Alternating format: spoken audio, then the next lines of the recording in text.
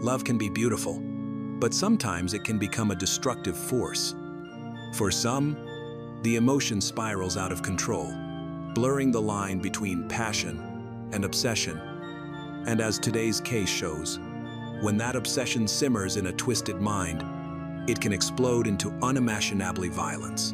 In the twisted mind of a killer, unrequited love is not just pain. It becomes an excuse to kill. One seemingly ordinary evening, a happy newlywed couple was brutally murdered, leaving behind their 7-month-old baby. What really happened to them, and who was behind this horrific crime?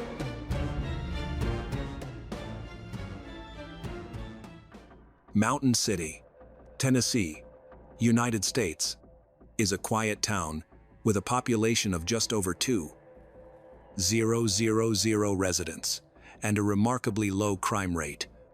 In such a close-knit place, most people know one another by name or face. The town itself is modest, with only a few notable establishments, one large general store, a gas station, and a bar. Yet, it was in this unassuming community that one of the most disturbing crime stories in recent United States history unfolded. Billy Payne Jr., born on July 10, 1975, in North Carolina, was remembered as an optimistic and warm-hearted man deeply loved by his family. From childhood, he developed a fascination with coin collecting, spending weekends browsing flea markets and estate sales for rare finds. Beyond his hobby, Billy had a love for the outdoors. He enjoyed fishing, riding ATVs, and camping in the nearby mountains. By 2010, Billy had settled in Mountain City, where he worked as a machine operator at a textile factory. Around that time, he met a young woman named Billie Jean Hayworth, born on March 19, 1988. Despite their 13-year age gap, the two quickly formed a strong bond. They not only worked together at the factory, but also shared passions for an active, outdoor lifestyle. Coincidentally, they also shared the same first name. Like Billy, Billie Jean enjoyed garage sales and flea markets. Though rather than coins, she sought out unique trinkets and household treasures. After only a few weeks of dating, Billie Jean moved in with Billy, and before long, they welcomed their first child, a son named Tyler. For Billie Jean, this was the life she had always dreamed of. She had longed to build a family of her own, yet relationships with men her age had always fallen short.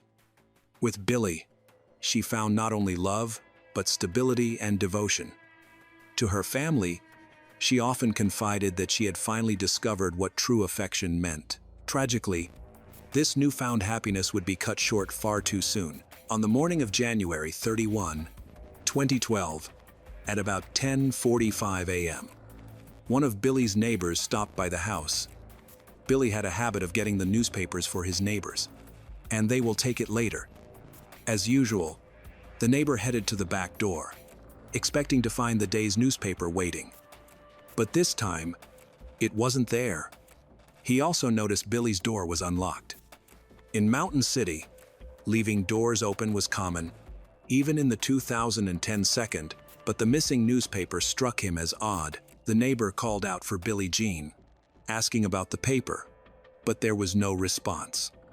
Growing uneasy, he stepped inside. He called again for Billy and Billie Jean by name, but the silence was unsettling. Then, faintly, he heard what sounded like a baby whimpering. With both family cars in the driveway, he knew they must be home. Something was wrong. Following the sound, he pushed open the bedroom door and was met with horror. 36-year-old Billy Payne lay lifeless in bed, his face bloodied from a gunshot wound. Shocked, the neighbor cried out for Billie Jean and hurried through the house. Moments later, in the basement, he found her body. Billie Jean, just 23, had been shot in the head. In her arms, miraculously alive, was 7-month-old Tyler. Panicked, the neighbor ran outside, screaming for help, while his girlfriend dialed the police. When officers arrived, they began a meticulous examination of the scene. Billy's injuries were gruesome. In addition to the fatal gunshot wound to his face, his throat had been slit and he had several stab wounds. Investigators determined those wounds had been inflicted after death. The gunshot alone had been instantly fatal. Billie Jean, too, had died from a single gunshot to the right side of her head. Police theorized that Billie was attacked first, while Billie Jean was killed shortly after as she tried to flee with her baby in her arms. Forensic experts meticulously examined the house, yet they found no fingerprints or DNA evidence linking to the attacker. Whoever committed the crime had been well prepared, leaving investigators with few immediate leads. There were no signs of forced entry, which was not unusual given the town's habit of leaving doors unlocked. A neighbor later confirmed that Billie rarely locked theirs. From the arrangement of the bodies and the overall condition of the scene, detectives concluded that robbery was not the motive.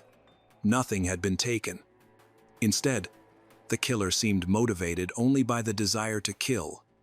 Eventually, investigators uncovered their first crucial pieces of evidence: shell casings. One was discovered in baby Tyler's chair, another beside Billie Jean's body, and a third on the bed where Billy Payne had been shot. The bullets themselves were carefully recovered from the victims' bodies and analyzed. One, in particular, stood out. It bore X-shaped notches. This detail was alarming. Such modifications are considered a military tactic. Bullets, altered in this way, are designed to fragment upon impact, causing catastrophic internal damage, heavy bleeding, and drastically lowering any chance of survival. The bullet retrieved from Billy's body had shattered, while the one from Billie Jean's head was still intact. Despite this difference, both bore the same distinctive notches. Because of this, detectives initially theorized that the victims might have been targeted by someone with military experience, or even a professional hitman. But the lingering question was, who could have harbored such a deep grudge against them to arrange something so brutal? Investigators began mapping the victims' social circles, interviewing friends, relatives, and neighbors. The first useful witness was Billy Payne's father, Albie, who lived in the same house. On the 31st of January, he had left for work around 5:30 a.m. He recalled nothing unusual that morning. Billy was asleep, and Billie Jean was awake feeding baby Tyler. Albie explained that some mornings a coworker picked him up, but that day he had left early on his own. When police spoke with the coworker, he confirmed driving by around 6 o'clock a.m. But when no one answered the door, he assumed Albie had already left. From this, detectives pieced together a timeline. Billy and Billie Jean were likely killed between 5:30 a.m. and 6 o'clock a.m. With Albie cleared of suspicion, investigators turned their attention to others in Billy and Billie Jean's orbit who might bear hostility toward them. Their focus soon narrowed to Janelle Potter. Janelle's behavior immediately stood out. The Potter family was known in Mountain City for their reclusiveness and eccentricity. Since moving there in 2004, they had rarely interacted with neighbors and were largely disliked within the community. Janelle's father, Marvin Potter, often boasted of being a former CIA agent and Vietnam War veteran. Her mother, Barbara Potter, who had once worked for Hewlett-Packard before becoming a homemaker, was equally unconventional. Together, the parents maintained strict and unusual control over their children. The Potters had 2 daughters. The younger one, Christina, eventually rebelled against this control. By 2009, she had left home and moved in with her grandmother in Mountain City, where she built a normal, independent life. Her relationship with her parents deteriorated further after her escape, to the point where she later filed a restraining order against them. Janelle, on the other hand, remained firmly under her parents' grip. At 30 years old in 2012, she still lived at home and relied entirely on their supervision. The control extended far beyond daily life. Her parents restricted her education and even her access to the internet, citing early diagnoses of developmental delays. Janelle also suffered from diabetes, which her parents often used as another justification for their overprotectiveness. Even as restrictions eased over time, Janelle seemed unwilling, or unable, to step outside of that sheltered existence. Unlike Janelle, Christina integrated smoothly into the community after leaving home. When police questioned her, she provided crucial insight into the family's dynamics. The Potter family was widely regarded as strange and unapproachable, and Janelle carried that same reputation. She rarely left the house, preferring online friendships over real-world interactions. In 2009, she met Tracy, Billy Payne's sister, at a local drugstore. Despite the Potters' notoriety in Mountain City, Tracy sympathized with Janelle and befriended her. They spent time together, and Tracy even visited the Potter household. Janelle also met Billy Payne during this period, shortly before he began dating Billie Jean. Tracy later recalled how unusual it was that Janelle, then 27 years old, still sought her parents' permission to maintain a friendship. Janelle first met Billy Payne in 2009, less than a year before he and Billie Jean began their relationship. Once Billy and Billie Jean became a couple, Janelle began claiming she was the target of online harassment. She insisted that Billie Jean was jealous of her and responsible for the threatening messages she said she received. Janelle took her complaints to social media, publicly posting accusations and speculations about Billie Jean's supposed behavior. When detectives visited the Potters' home, Marvin Potter immediately grew defensive, declaring that his family was always unfairly blamed for the town's problems. Janelle herself claimed that Billie Jean and Billy Payne were stalking her. According to Janelle, the harassment began shortly after they met. She alleged that Billie Jean had created multiple social media accounts to send her threats and had even driven past her house, shouting menaces of abuse and murder. The detectives also considered another suspect, Jamie Curd. Jamie was both a co-worker and second cousin to Billy Payne. In the past, their relationship had been close, almost brotherly, but around 2010, tensions rose, and during one workplace argument, Jamie was overheard threatening to slit Billy's throat. Tracy told investigators that Janelle had shown an interest in Jamie because her parents forbade dating. Janelle presented Jamie as someone good with computers, who was simply helping the family with technical issues. This excuse allowed her to see him regularly. Over time, Jamie provided Janelle with a secret cell phone so they could communicate privately, hidden from her parents. When questioned, Janelle denied being romantically involved, insisting they were just friends, a lie that only deepened investigators' suspicions. When Janelle became convinced that Billie Jean was stalking her, she confided in Jamie. This created a rift between Jamie and his cousin Billy Payne. Billy, dismissing Janelle's claims as delusional, referred to her as a crazy woman, which fueled Jamie's anger further. Police brought Jamie in for questioning. At first, he denied everything, both any role in the murders and his relationship with Janelle. He even agreed to a polygraph test but failed every question. Under pressure, Jamie eventually cracked. He admitted to being at the Payne residence during the killings, but insisted that he had not pulled the trigger. According to him, the shooter was Marvin Potter. Jamie confessed only to slitting Billy's throat after Billy had already been shot.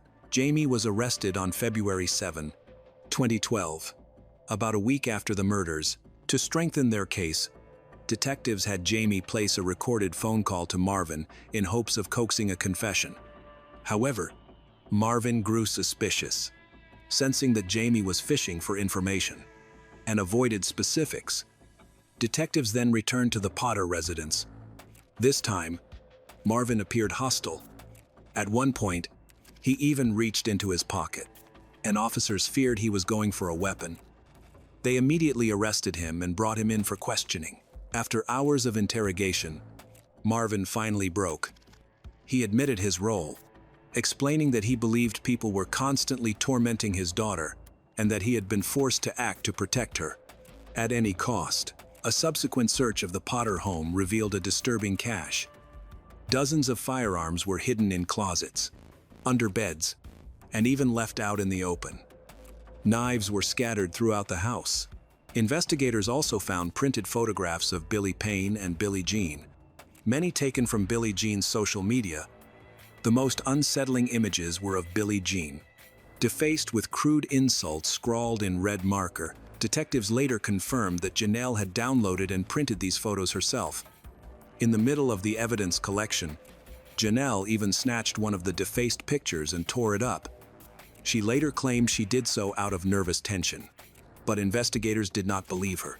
When police inspected Marvin's car, they discovered several .38 caliber revolvers and ammunition, identical to the type used in the murders. Some of the bullets had distinctive notches on their tips, the same as those recovered at the crime scene. They also found garbage bags filled with shredded documents, cut into thin strips but not completely destroyed. The material was collected and sent to the lab, where forensic experts spent over a month painstakingly reconstructing the papers. Meanwhile, rumors circulated through the small town. Many locals suspected that Janelle and her mother were the real masterminds, manipulating Marvin and Jamie into carrying out the killings. Tracy, Billie Payne's sister, too was convinced.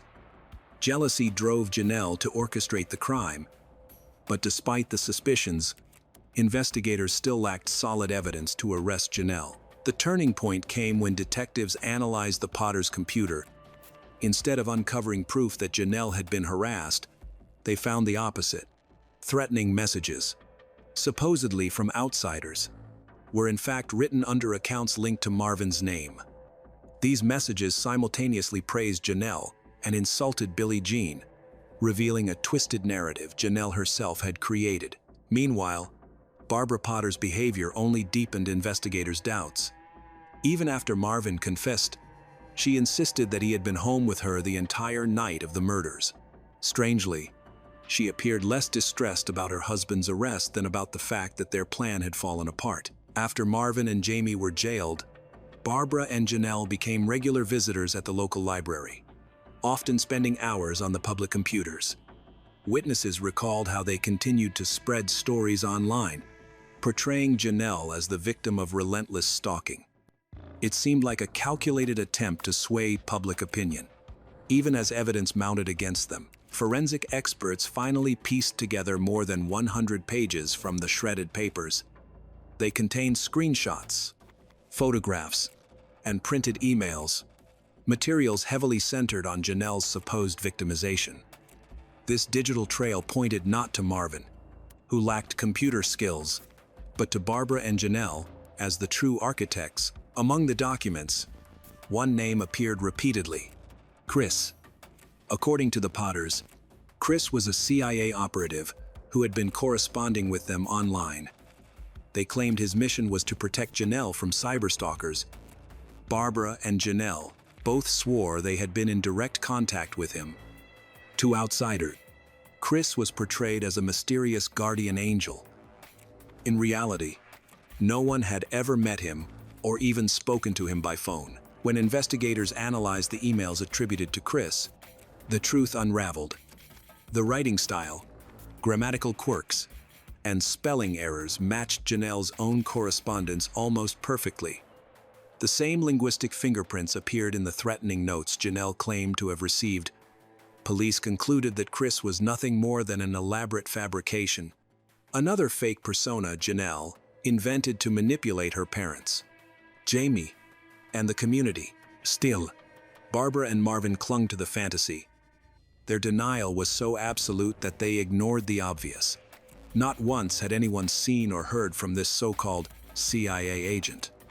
Janelle tried to shift the blame, claiming her computer had been hacked. But when detectives traced the IP addresses, every single message from Chris led back to the Potters' home computer. In August 2013, investigators finally gathered enough evidence to arrest Janelle and her mother, Barbara. Both were charged with orchestrating the double murder, their motive rooted in jealousy and obsession. The case against them was strong, not only digital evidence, but also testimony from key witnesses who confirmed the darkest suspicions. One of those witnesses was Jamie, who revealed the depth of Janelle's fixation on Billie Payne. From the moment she met him, Janelle developed an obsessive interest, though Billy never reciprocated. To him, she was merely an odd local figure, and her parents' suffocating control made any real friendship impossible. Even after starting a secret relationship with Jamie, Janelle is still obsessed with Billy. When Billy started dating Billie Jean, her obsession spiraled into resentment, and eventually, hatred. On October 3, 2013, Marvin Potter appeared in court. He did not deny his role in the killings, but claimed he acted to protect his daughter from what he believed was harassment by Billy and Billie Jean. Realizing too late that he had been deceived, Marvin confessed with a broken spirit. The jury found him guilty of 2 counts of first-degree murder, and he was sentenced to 2 consecutive life terms. Jamie Curd accepted a plea bargain. By cooperating with police and testifying against the Potters, he received a 25-year prison sentence without the possibility of parole. His testimony, however, proved crucial in building the prosecution's case. The trial of Janelle and Barbara began in May 2015. Prosecutors presented a wealth of evidence, including Jamie's detailed confession. He described how Janelle's anger intensified after Billy Payne began dating Billie Jean. She often raged that their relationship was doomed, and when the couple had a child, her hostility escalated into constant online slander and false accusations of stalking. According to Jamie's account, on the night of the 30th of January, 2012, he was at the Potters' home working on Janelle's computer. Marvin entered the room and asked for his help. He wanted Jamie to drive him to Billy Payne's house and wait outside. The plan was vague, but Jamie agreed. In the early morning hours of the 31st of January, Janelle called Jamie again, urging him to help her father. Jamie picked Marvin up, parked near the victim's home, and waited until Billy Payne's father left for work. Marvin then handed Jamie a gun, insisting he only wanted to scare Billy and Billie Jean. Moments later, shots rang out. Jamie, furious at Billy's insults toward Janelle, stormed inside and attacked Billy with a knife. Even though Billy was already fatally wounded from gunshots, at trial, the prosecution also introduced extensive digital evidence. Detectives had recovered over 2,800 pages of online activity referencing Billy Payne and Billie Jean. Janelle had created multiple fake accounts, sending herself threats to support her narrative of persecution, while simultaneously convincing her parents and Jamie that she was in constant danger. Some personas were loosely based on real people, most notably Chris, whom Janelle described as a CIA agent. In reality, Chris was a former classmate who had moved away and become a police officer. He testified in court, confirming he had no connection to the Potters' delusional web of lies. Janelle's defense attorney argued that she was too intellectually limited to orchestrate such a complex scheme. They portrayed her as emotionally stunted, under the complete control of her parents, and incapable of functioning beyond the level of a 4th grader. But the sheer volume of digital evidence and testimony from those who had seen her manipulation firsthand painted a very different picture, one of calculated deceit, jealousy, and obsession that had culminated in murder. However, the prosecutor firmly argued that despite her personal issues, Janelle was far from helpless. She was, in fact, a skilled manipulator. Barbara, too, was seen as a full accomplice. Investigators concluded she was just as guilty as her daughter, since she provided Marvin with information and helped spark the deadly attack. More than that, she deliberately pushed her husband into protecting their daughter and the family. Letters and messages revealed Barbara's active role in communicating with the fake agent Chris. Through him, she fueled the narrative that Billie Jean was supposedly the mastermind, driven by jealousy of Janelle's beauty, and that Billie Jean had even threatened to kill the entire Potter family. A story meant to justify their actions, but in reality, none of that was true. The tragedy started over something far more trivial. Billy and Billie Jean simply unfriended Janelle on Facebook, and she unfriended them. Janelle took deep offense, and in retaliation, she began catfishing, creating fake accounts, pretending to be other people, and sending threats. After a 7-day trial, both Janelle Potter and Barbara Potter were sentenced to life in prison without the possibility of parole. Outraged, they kept insisting that the Potter family had nothing to do with the crime, but their appeals were denied. By now, all 4 members are in custody. The story of Billy Payne and Billie Jean Hayworth is a chilling reminder of how jealousy, manipulation, and obsession can escalate into unthinkable violence. What began as something as simple and seemingly harmless as a Facebook unfriend spiraled into a deadly chain of lies. In the end, 2 young parents lost their lives. Leaving behind a newborn baby boy, Mountain City may have returned to its quiet routine. But the scars of this crime still linger, a haunting reminder that even in the most peaceful of places, darkness can take root.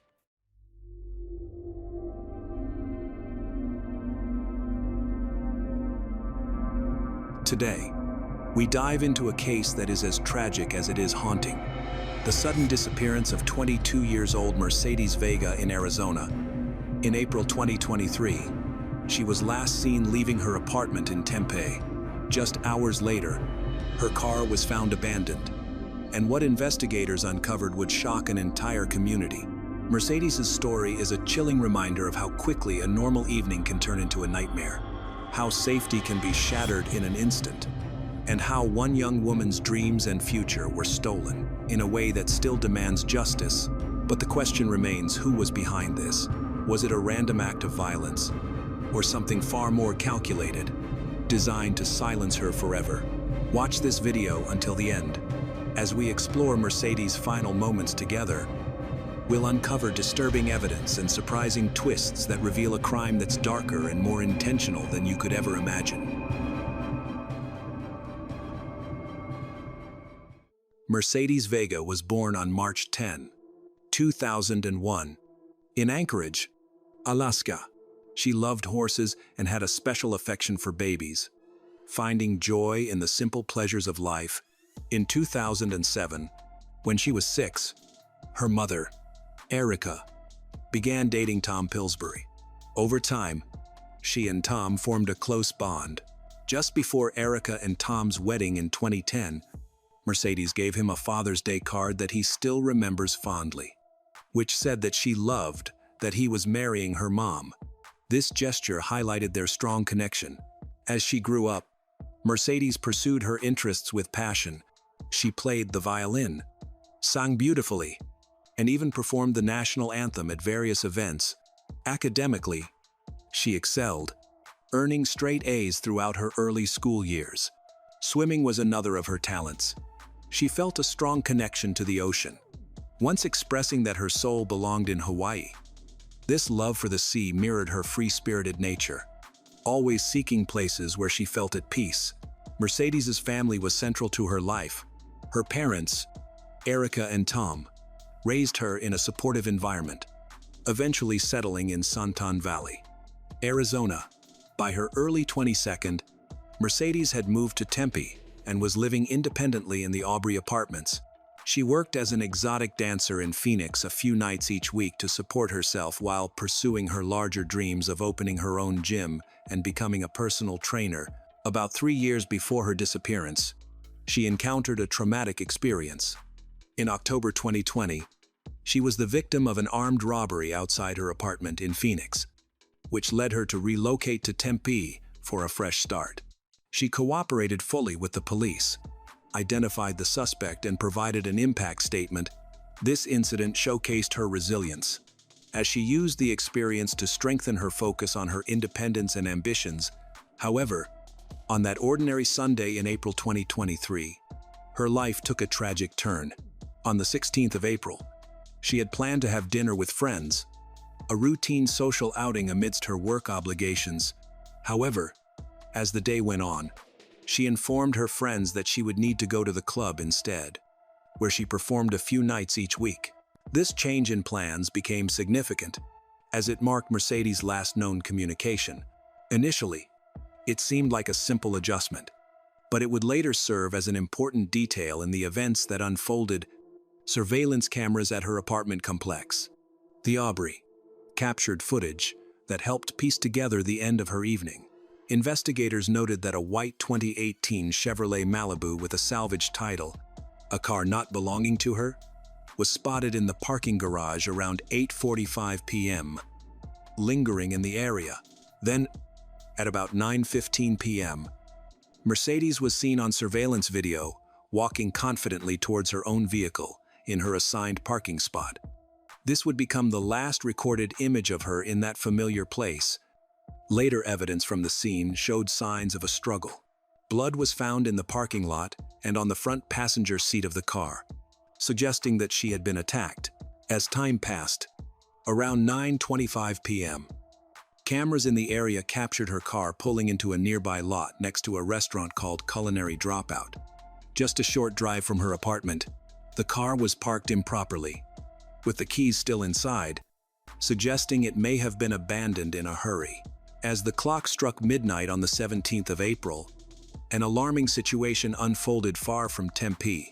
In a remote area of desert along Interstate 10 near Tanipa, about 60 miles west, where traffic becomes sparse and the landscape stretches wide, a passing driver noticed something unusual off the freeway. A vehicle had gone off the road and was in a ditch, with flames flickering inside. Concerned, the driver stopped and called 911 to report what he had seen, providing crucial information for the investigation. During the call, he informed the dispatcher that he wanted to report a car on fire that was off the side of the northbound lanes on Iminus 10 around the 85 mile marker. He stated that it was down in the bushes but that he saw flames inside the vehicle. He also mentioned that there might be people outside the vehicle and that he believed he saw at least one person. This detail suggested some activity around the car just before or during the fire, adding complexity to the investigation. The dispatchers recorded the report and quickly sent emergency crews to the scene, where firefighters worked to extinguish the flames engulfing the Chevrolet Malibu, which had been in Mercedes's garage just hours earlier. After the fire was controlled, responders looked inside the burned car and made a grim discovery: a body in the back seat, severely affected by the heat and smoke. Further examination of the vehicle revealed 2 bottles of bleach in the front seat, lighter fluid, and latex gloves, which indicated possible foul play rather than an accident. The car was not reported stolen, and its salvage status complicated efforts to uncover its history. Authorities secured the area, blocking off the ditch and roadside to collect any evidence the fire hadn't destroyed. Later that same day, they confirmed the victim's identity through fingerprints, linking the case back to Tempe. The victim was identified as Mercedes Vega, who was far from home under mysterious circumstances. Detectives from the Maricopa County Sheriff's Office took over the investigation, analyzing the 911 call for any auditory clues and interviewing the caller for more details about his view of the scene. They carefully mapped out the timeline, starting from garage footage, showing 2 cars leaving together, to the abandoned vehicle near a restaurant where the keys were still inside, and finally to the burning car in the desert. Each aspect raised new questions about how Mercedes had ended up there and what had occurred during those hours. The site itself painted a grim picture. The Chevrolet Malibu was awkwardly positioned in the ditch, with its interior burned and the backseat area showing significant damage. Responders noted the position of the body, observing that it appeared to have been placed there rather than being the result of a crash. The bleach bottles, one of which was partially used, were found in the front area, alongside a container of lighter fluid, suggesting a possible attempt to speed up a fire. Besides the individual who called 911, no other witnesses reported seeing the car on the road, but traffic cameras along Interstate 10 were reviewed for any evidence of its westward journey. Forensic teams examined the Chevrolet Malibu, which was stored in a secure lot, in hopes of collecting DNA and fingerprint evidence from the ashes. The caller mentioned seeing someone outside, prompting searches in the surrounding brush for footprints or discarded items. Though the dry terrain made it difficult to find clear tracks, Mercedes's phone records were subpoenaed to trace her last communications, and investigators inspected her car's interior for clues beyond the bloodstains.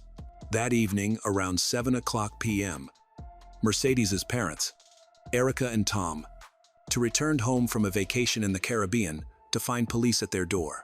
They asked whether Mercedes lived with them, and after Erica repeatedly questioned if she was okay, they delivered the devastating news of her death.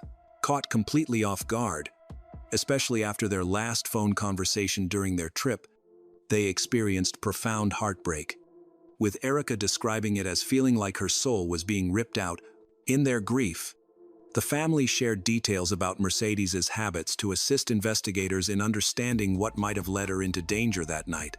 With a timeline established for the tragic evening, detectives from the Maricopa County Sheriff's Office faced the challenging task of piecing together how a young woman could disappear from her secure apartment garage and be found in a burned-out car approximately 60 miles away. The investigation continued for months, then years. With many challenges testing their patience and resources, forensic teams meticulously sifted through the ash of the charred Malibu for DNA, fingerprints, and any overlooked items. It was a slow process. The autopsy report from the Maricopa County Medical Examiner's Office was not released until October 2023, 6 months after the body was discovered. It revealed that Mercedes had suffered a gunshot wound to her arm, multiple blows to her head, causing blunt force trauma, and chemical burns from bleach poured on her face and throat. Tragically, she was still alive when the fire started, with the official cause of death listed as smoke inhalation and thermal injuries, classified as a homicide. This delay in the findings added to the frustration, compounded by the slow progress of the case, which saw few public updates for over a year.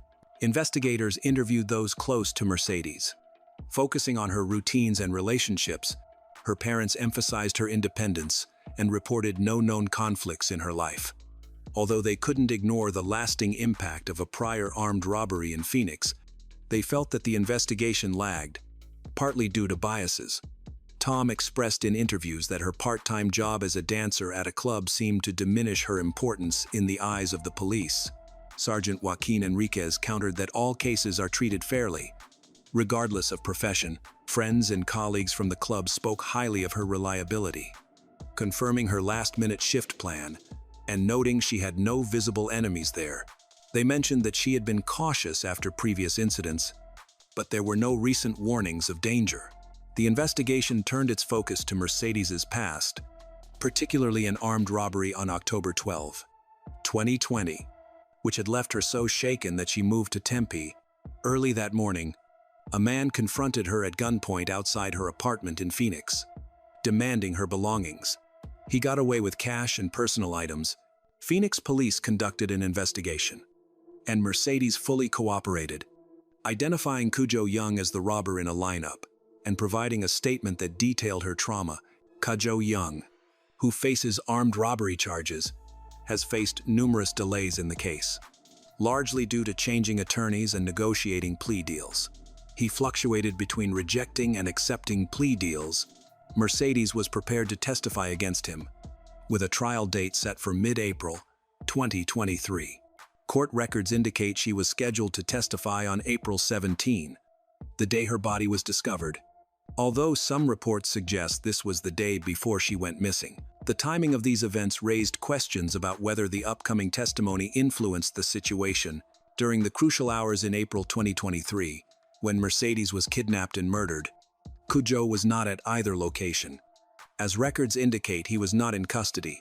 Due to delays in a robbery case, he had no confirmed presence in Tempe, where Mercedes was taken, or in Tonopah, where her body was found. Theories of random crime diminished while the idea of a planned attack gained traction. Family and friends emphasized Mercedes's increased caution since 2020, highlighting the importance of her connections. Erica expressed her frustration in the media, suggesting the motive was to prevent testimony.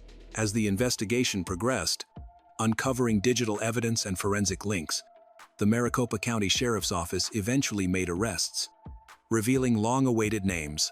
The first significant breakthrough occurred on November 11, 2024, when Sincere Hayes was arrested in Hamilton County, Tennessee. At that time, Sincere, a 22-year-old resident of Chattanooga, was already in custody for unrelated charges.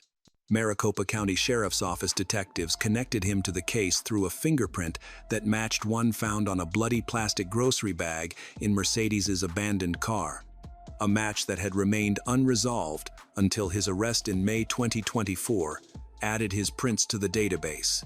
After being extradited to Arizona later that month, Sincere had his first court appearance where he pleaded not guilty. The judge set a cash bond of $2 million. During questioning, he admitted to knowing Cudjoe Young from their hometown of Chattanooga and verified that he had traveled to Arizona for business.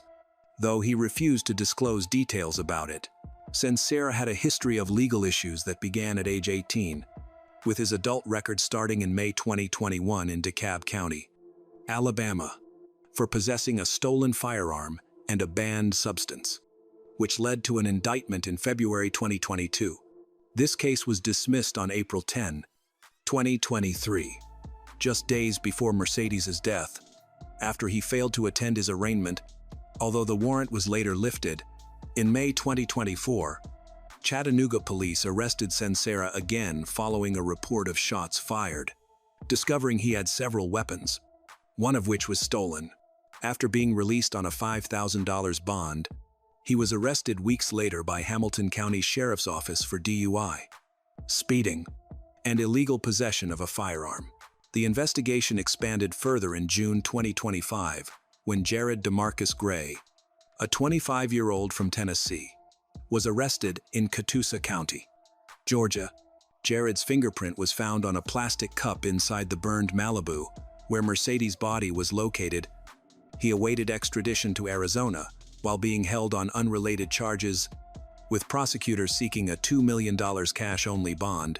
In interviews, Jared claimed he was in Arizona for business, but denied knowing Sincere or Cudjoe, despite travel records showing he and Sincere flew together from Tennessee to Phoenix on March 3, 2023, and took a Greyhound bus back on April 18, the day after the fire. Although Jared's criminal history was less extensive than Sincere's, he was tied to the crime scene through DNA and cell phone data that matched Tonopah's route. On July 24, 2025, a grand jury in Maricopa County indicted Cudjoe Young, 29, who was already in custody on an unrelated warrant. Cudjoe appeared in court shortly after, stating he would represent himself and acknowledging the judge's warning about being held to the same standards as a lawyer. He pleaded not guilty, with the judge setting his bond at $2 million cash only. Cudjoe's history was significant. He was identified by Mercedes in a 2020 armed robbery where she had picked him from a lineup after being held at gunpoint outside her Phoenix apartment. This case faced numerous delays, often due to Cudjoe changing attorneys, causing frustration for her family. Additionally, Cudjoe was facing 10 counts in a separate investigation into banned substance trafficking, accused of running a nationwide operation involving illegal banned substances, money laundering, and conspiracy. All three men faced serious charges. Sincere was charged with first-degree murder, kidnapping, armed robbery, theft of a vehicle, arson, conspiracy to commit first-degree murder, conspiracy to commit kidnapping, and hindering prosecution. Prosecutors sought the death penalty for him, citing the brutality and depraved motive of the crime. Jared was charged with first-degree murder, kidnapping, armed robbery, and vehicle theft. Cudjoe faced charges for conspiracy to commit first-degree murder, conspiracy to commit kidnapping, first-degree murder, armed robbery, arson, and theft of transportation. The main motive in this case was to silence a witness. Investigators believe that Cudjoe planned this scheme to stop Mercedes from testifying against him in the 2020 robbery trial. Records indicate he paid for the flights of Sincere and Jared using a credit card, hired accomplices to retrieve the Malibu car under a false name, and contacted someone to collect a package near the site of a fire that night. This deliberate effort to eliminate her as a threat connected the three individuals, turning a past crime into a serious conspiracy. Sincere was the first to be arrested, and his case progressed steadily, although slowly. After being extradited and entering a not guilty plea in late 2024, Prosecutors announced in May 2025 their intention to seek the death penalty if convicted. They cited the brutality of the crime and its goal of obstructing justice by silencing a witness. Sencere's lawyers pushed back during court meetings, arguing against the death penalty and questioning the strength of the forensic evidence, such as the fingerprint found on a grocery bag.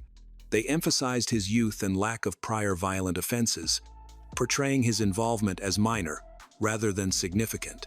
A tentative trial date for Sincere was initially set for July 31, 2025. But court documents revealed it had been postponed due to ongoing evidence, review, and motions.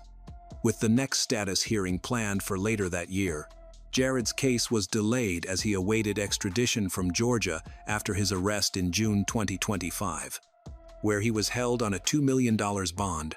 His case revolves around fingerprints found on a plastic cup in the Malibu and matching DNA evidence. His defense indicated plans to challenge the integrity of the evidence, claiming possible contamination or errors in identification, and pointed out his limited criminal history as reason to doubt his leading role. The state requested fast extradition, arguing that the interconnected nature of the cases required them to proceed together in Maricopa County. Cujo's involvement complicated matters further because of his connection to the earlier robbery. He was indicted on July 24, 2025, facing the same main charges, with prosecutors claiming he was the mastermind behind the plot. He also used a credit card to book flights and directed others to obtain the Malibu under a fake name. Cujo pleaded not guilty during his murder arraignment on the 1st of August, alongside Sincere, and maintained his innocence while questioning the conspiracy claims in brief statements. For the Mercedes family, including Eric's and Tom Pillsbury, these developments elicited mixed feelings amid their deep sorrow. They regularly attended court hearings and voiced their frustrations about the system's failures to protect Mercedes like their daughter, who had moved after the robbery only to face further dangers. Erica described the waiting as torturous, stating in interviews that the family felt anxious while waiting for justice. The announcement of the death penalty brought them some relief, with Tom noting it lightened their burden and confirmed they weren't alone in their fight. However, the pain of their loss continued. They scattered Mercedes's ashes in Hawaii, her favorite place, and Alaska, honoring the locations that held significance for her. In the months that followed, the family dedicated their efforts to advocacy, determined to keep her memory alive. They collaborated with Silent Witness and engaged with the media to seek answers and justice. A GoFundMe page remains active to help cover their expenses and support their efforts. They welcome any contributions from those who wish to assist. Currently, all three defendants, Cujo Young, Sincere Hayes, and Jared Gray, are entangled in the court system, having been indicted and pleaded not guilty. Their cases are still actively under judicial review, and the legal process continues. For everyone following this story, it is not over yet. The pursuit of justice is still in progress, and the final outcome has yet to be determined.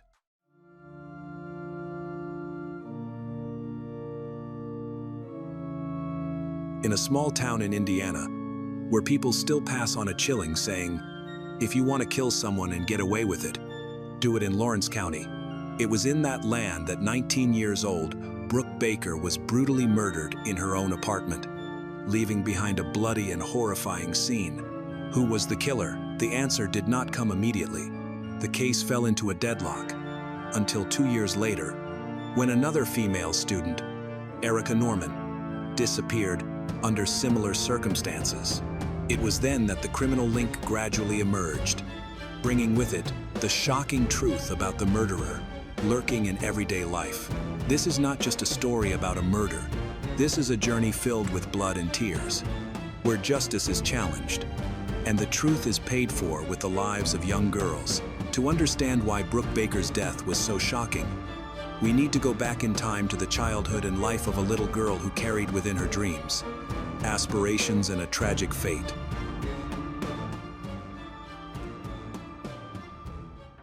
Brooke Baker was born on April 24, 1978, and was very close to her younger brother and parents, Since childhood, she has loved learning. She dreamed of leaving her small town in Indiana, specifically Lawrence County, which was quite different from typical suburban neighborhoods. Lawrence County was known for its danger. Several murders had occurred there, all unsolved, leading to a dark saying, "If you want to kill someone and get away with it, do it in Lawrence." Unfortunately, the family could not afford to move to a safer place.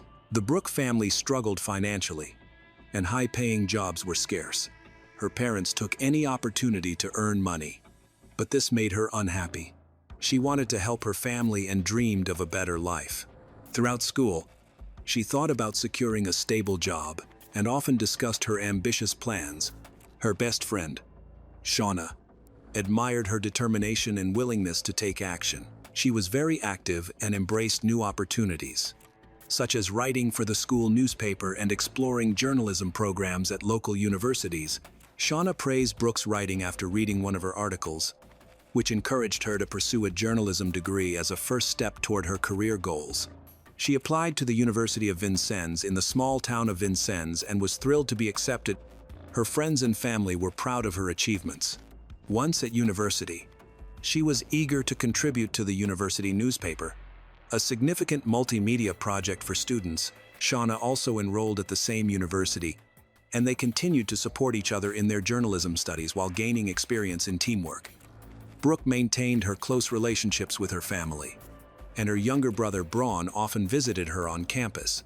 Even though he was still in high school, Brooke enjoyed socializing and had a knack for connecting with diverse people, which sometimes puzzled her friends. She casually dated multiple guys simultaneously, believing it was simply a way of exploring her options. After moving to campus, Brooke shared a room with a guy named Jason, and they quickly became friends, developing a close bond. However, Brooke soon became interested in another guy named Steve, who reciprocated her feelings. Their relationship developed over time but was marked by ups and downs, resulting in several breakups and reconciliations during their first year. Despite the turbulence in her love life, Brooke became the permanent editor of the student newspaper. At only 18, her talent was recognized, making her the youngest editor in the publication's history. During her tenure, Brooke's writing style evolved. She began to focus on complex and controversial topics, creating articles that provoked readers. While these traits may be useful for a journalist, her focus on sensational issues has led some to question her motives. There were accusations that she had intentionally infiltrated groups to gather information. Although this suspicion did not greatly affect her friendships, some people ridiculed her behind her back and accused her of fabricating information. As her sophomore year began, Brooke seemed to have found a compelling story that she really wanted to write for the paper. It all started back in the spring of 1997, when she first showed up on campus.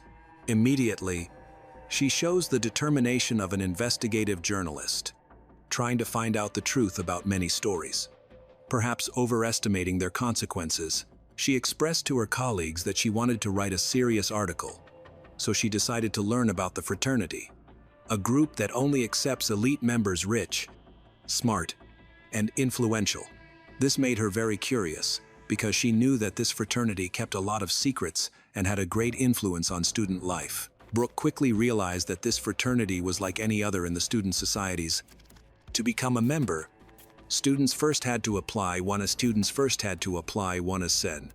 After that, the rest of the organization would review the application and get to know the student.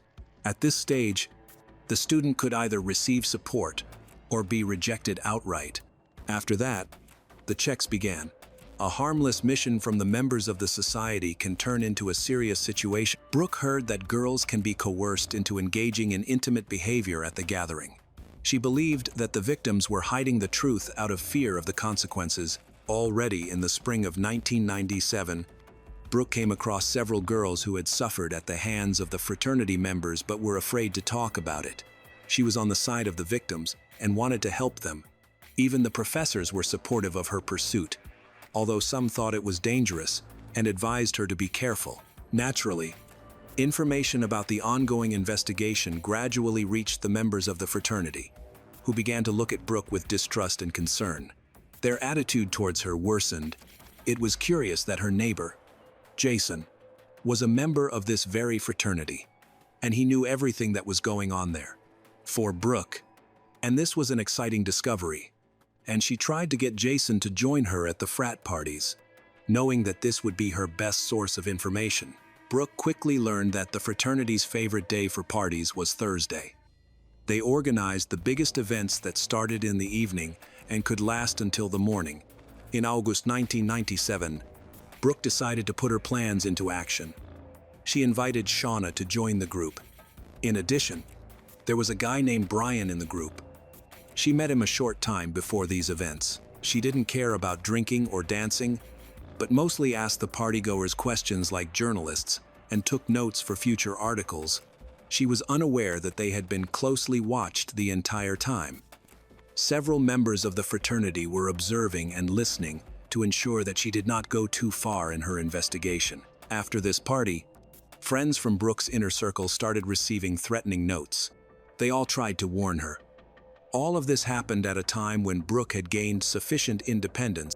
She told everyone who was worried about her that she could now move out of Jason's house and live separately. So she has nothing to fear.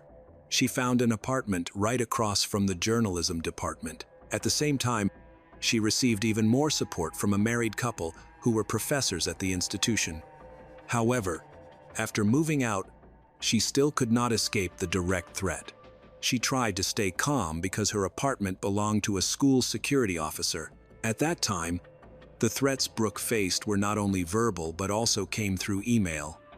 While visiting a friend, a group of men in a pickup truck showed up at the house and threatened her. When her parents found out, her mother urged her to stop the investigation. However, she was determined to continue. Members of the fraternity openly threatened her, saying she would face dire consequences if she didn't stop her inquiries. As the fall semester started in 1997, Brooke had moved into a new apartment, giving her a sense of relief. With just 1 year left at university, she planned to transfer to a school in New York. During this time, she mostly left her apartment only for social events and focused on writing articles to gain experience as a journalist. Brooke was deeply involved in investigating an incident involving a campus girl who claimed she had been assaulted and abused by a fraternity member. The victim agreed to an exclusive interview at the end of the second week of September. However, that meeting never took place. On September 7, 1997, the Indiana State Police received a call from Brooke's younger brother, Brooke Baker. He told them in a trembling voice that he had found her injured body in her apartment. Brooke often visited Brooke and had just spoken to one of her classmates, who complained about being unable to reach her. He promised to deliver some documents to her. When Brooke arrived at her apartment and knocked, there was no response, but he heard noises inside. Using a spare key, he entered and found the apartment dark and quiet. Calling for her, he instead heard footsteps that suggested someone was fleeing. Assuming she was in the shower because of the sound of running water, he called out again but received no reply. When he noticed the bathroom door was slightly open, he went in to find a towel scattered on the floor but no sign of Brooke. He then entered her bedroom and discovered her lifeless body on the mattress, her eyes wide open and her expression frozen in fear. In shock, Brooke immediately called the police, who then launched a murder investigation. Forensics determined that Brooke had been dead for some time based on the rigor mortis. They found no signs of forced entry.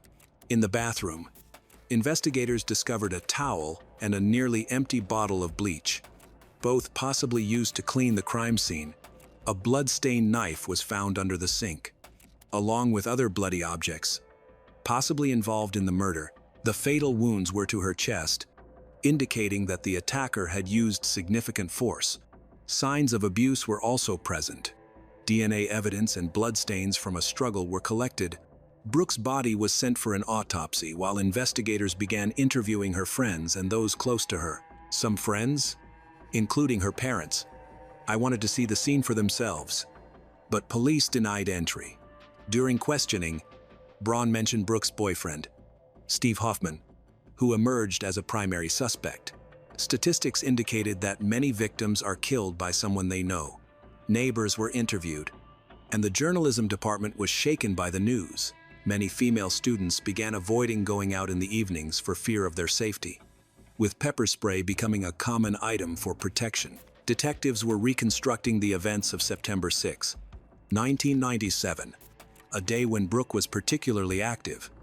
She visited several places, both on and off campus, and met Steve at 3:00 p.m. They spent several hours together, including time at a local fast food restaurant. By 7:00 p.m., another acquaintance, Biff Elite, had joined them. Biff was a friend of Brooke's, and they played softball together. They attended a small concert by a local band, which Brooke planned to write an article about. Later, around 9:00 p.m., Brooke arrived at a party where she encountered another acquaintance named Tommy. Tommy mentioned that they broke up after 10:30 p.m. However, by 12:30 a.m., Brooke was at another party and eventually left with someone named Brian Jones. Witnesses reported that Brooke was heading back to her apartment, marking the last sighting of her alive. The medical examiner noted that at least 19 hours had passed between her death and the time when Brian found her body.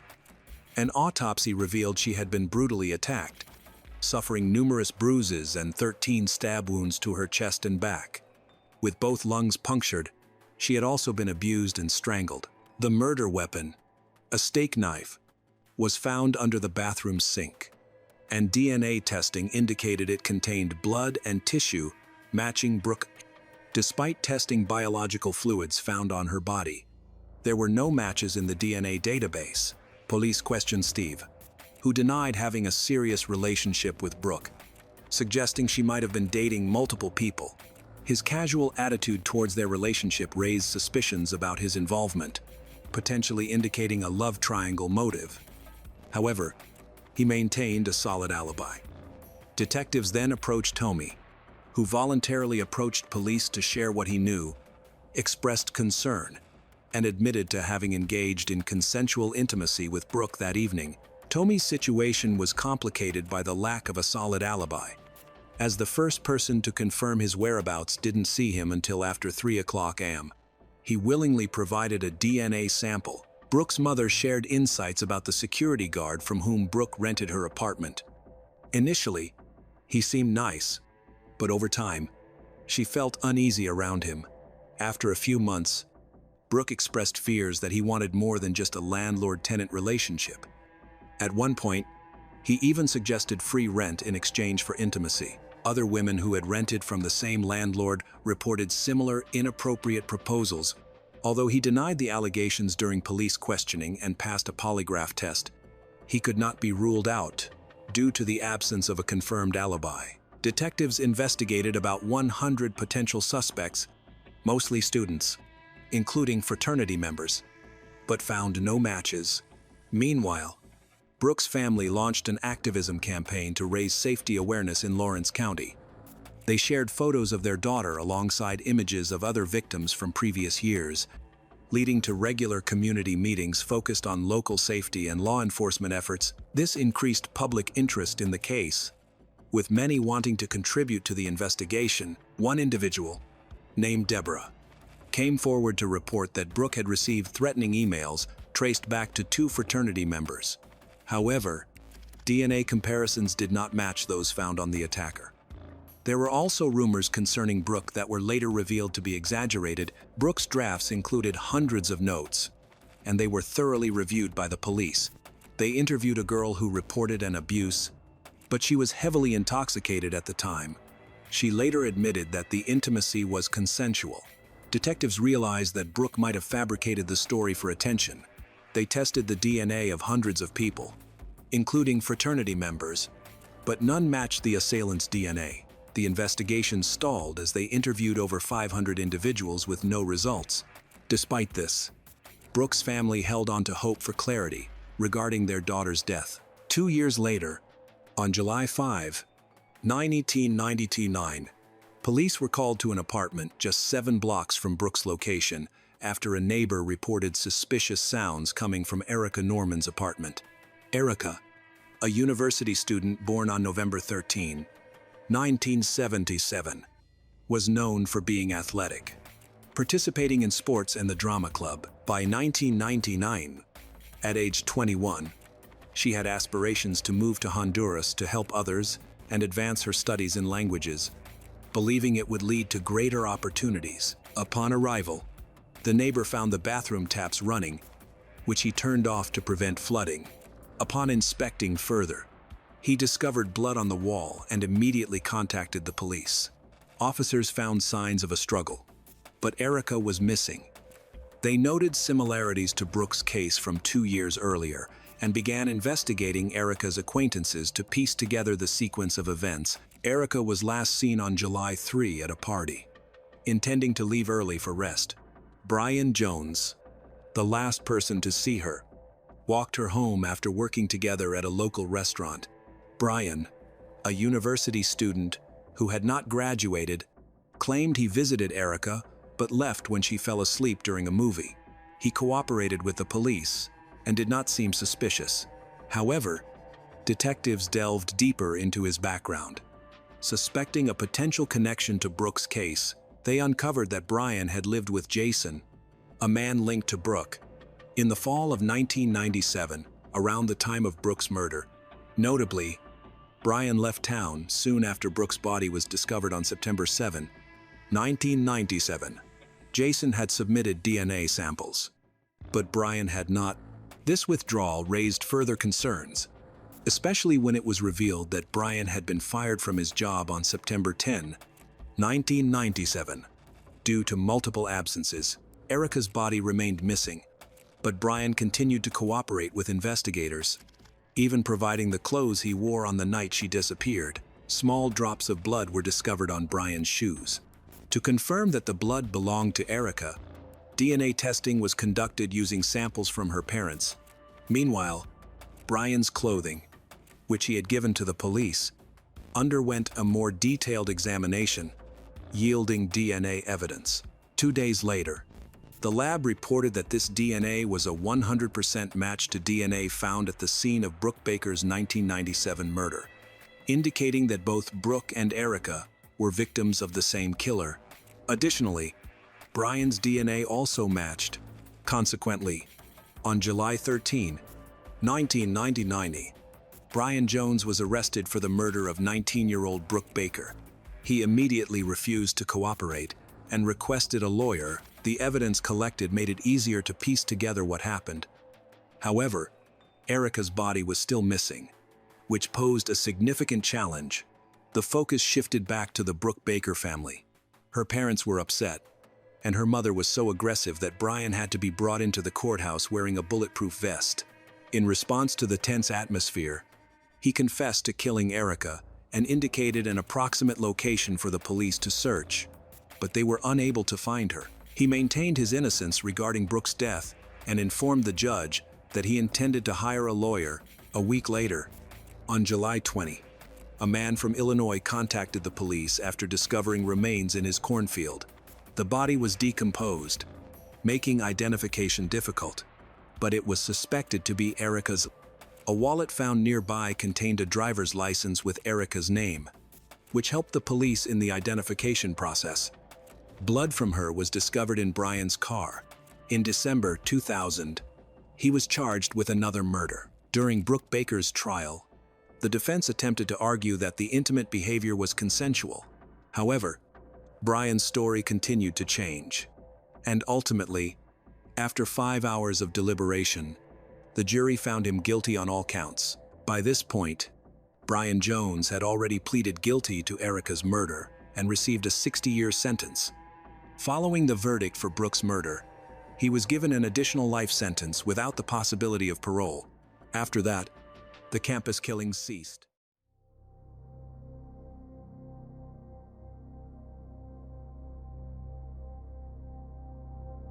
In April 2021, Deianne Warner, a successful businesswoman and mother of 5, suddenly disappeared after sending a strange text message. That short message became a big question mark, causing her family and the police to have headaches for many years. There was no more phone call, no bank transaction, or any trace that Dee was still alive. More than 1,200 days later, the chilling truth was finally revealed. Dee's body was found in a sealed tank, right on the family's farm. So, who killed her? Why was this secret hidden for so long? And what was behind that haunting final message? Let's explore the whole shocking story.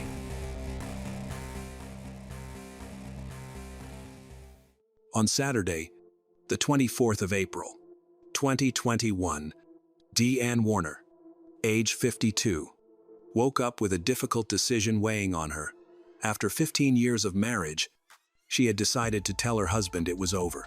Her family had lived in Lenawee County, Michigan, for 5 generations, where she grew up in a tight-knit farming community. However, she now felt trapped by the rural life that once comforted her. Born in 1968, Dee had always displayed an entrepreneurial spirit that set her apart. She had built DDW Investments LLC from the ground up, creating a thriving trucking company that operated from the barns in her backyard. Her success had earned her respect throughout the community, where she was known for her infectious smile and generous heart. On that Saturday, Dee had an appointment to get her eyelashes done. At the salon, the esthetician noticed that Dee was crying, and her eyes were puffy and swollen, so they had to reschedule to another day. She was upset because of an argument with her husband, Dale John Warner. Despite being emotional, Dee scheduled another appointment for the following week. That day, Dee visited her older children. She saw her daughter, Amber, and then spent the late morning with her son, Zach. At Amber's house, Zach noticed right away that Dee was upset and had been crying. Later, Dee took her youngest daughter, 9, to a soccer game, trying to act normal, despite her distress. While she seemed like any other cheering parent, she was inwardly bracing herself for a difficult situation. Earlier that Saturday, Dee told her daughter Rickle that she was afraid of her husband. That same day, Dee told several people, including her adult children, that she wanted a divorce. She texted her son Zach, saying she was done with this and would give him her share of the businesses. But Dee's day was about to get much worse. That evening, she had a tense argument with her husband, Dale, and their employee, Nank, about the trucking business. The argument focused on how the business was run and its finances. Dee felt that Nank was betraying her. While Dale consistently took Nank's side, Nank had worked for the businesses since the mid-2000s and had eventually become the manager of the trucking operations. Dee suspected that Nank was working against her, making decisions without her knowledge, and weakening her control over her own company. At 8:34 p.m., Dee sent her 9-year-old daughter, Angelina, to a friend's house for the weekend, wanting to shield her from the upcoming argument. As evening arrived at the Warner residence, the atmosphere was thick with tension. Dee had spent the entire day bracing herself for this confrontation, but she couldn't have fully anticipated what was about to happen. Dale Warner, a 56-year-old man, was used to being in charge. Throughout their 15-year marriage, he had cut Dee off from her friends and family, and kept tabs on her constantly. He had put trackers on her car, insisted on seeing her phone, used threats and violence to control her.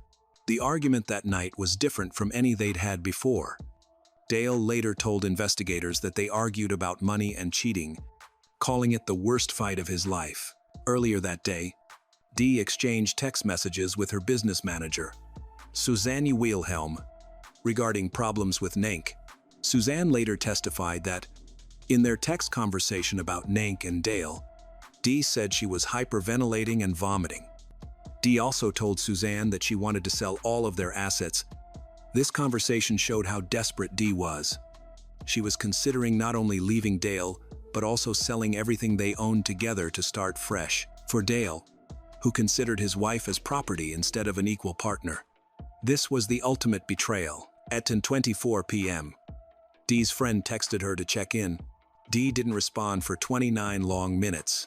Finally, at 10:53 p.m., she replied with only one emotionless letter. Private investigator Billy Little, who later assisted Dee's family, understood the importance of Dee's text message. He said Dee was usually very communicative and texted often, but she never used the single letter K in her replies. This message troubled investigators for a long time because it was so unlike Dee that her family instantly knew something was seriously wrong. Unfortunately, by that point, it was too late. According to Dale's version of events, a story that would change multiple times over the coming months. He and Dee somehow reconciled by the end of the night. He claimed that Dee fell asleep on the living room floor while he was giving her a massage for her chronically sore neck, and that he then carried her to the couch before going to bed himself. But investigators would later discover that this story was just the first of many lies Dale would tell about that night. Looking back, the warning signs had been there all along. Dale said that on Sunday, the 25th of April, 2021, Dale left for work at 6:30 a.m. Dee was asleep on the couch, snoring. Investigators later found that this detail, among others in Dale's story, didn't quite add up. That day, around 9:00 a.m., Dee's adult daughter, Rachel, arrived at the family farm with her boyfriend and young daughter for their usual Sunday breakfast.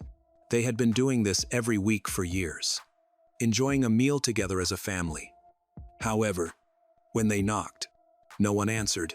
They called for Dee, but the house was silent. This was unusual because Dee never missed their Sunday breakfasts and always answered the door when Raquel arrived. When Raquel finally tracked down Dale, what happened next would chill her to the bone.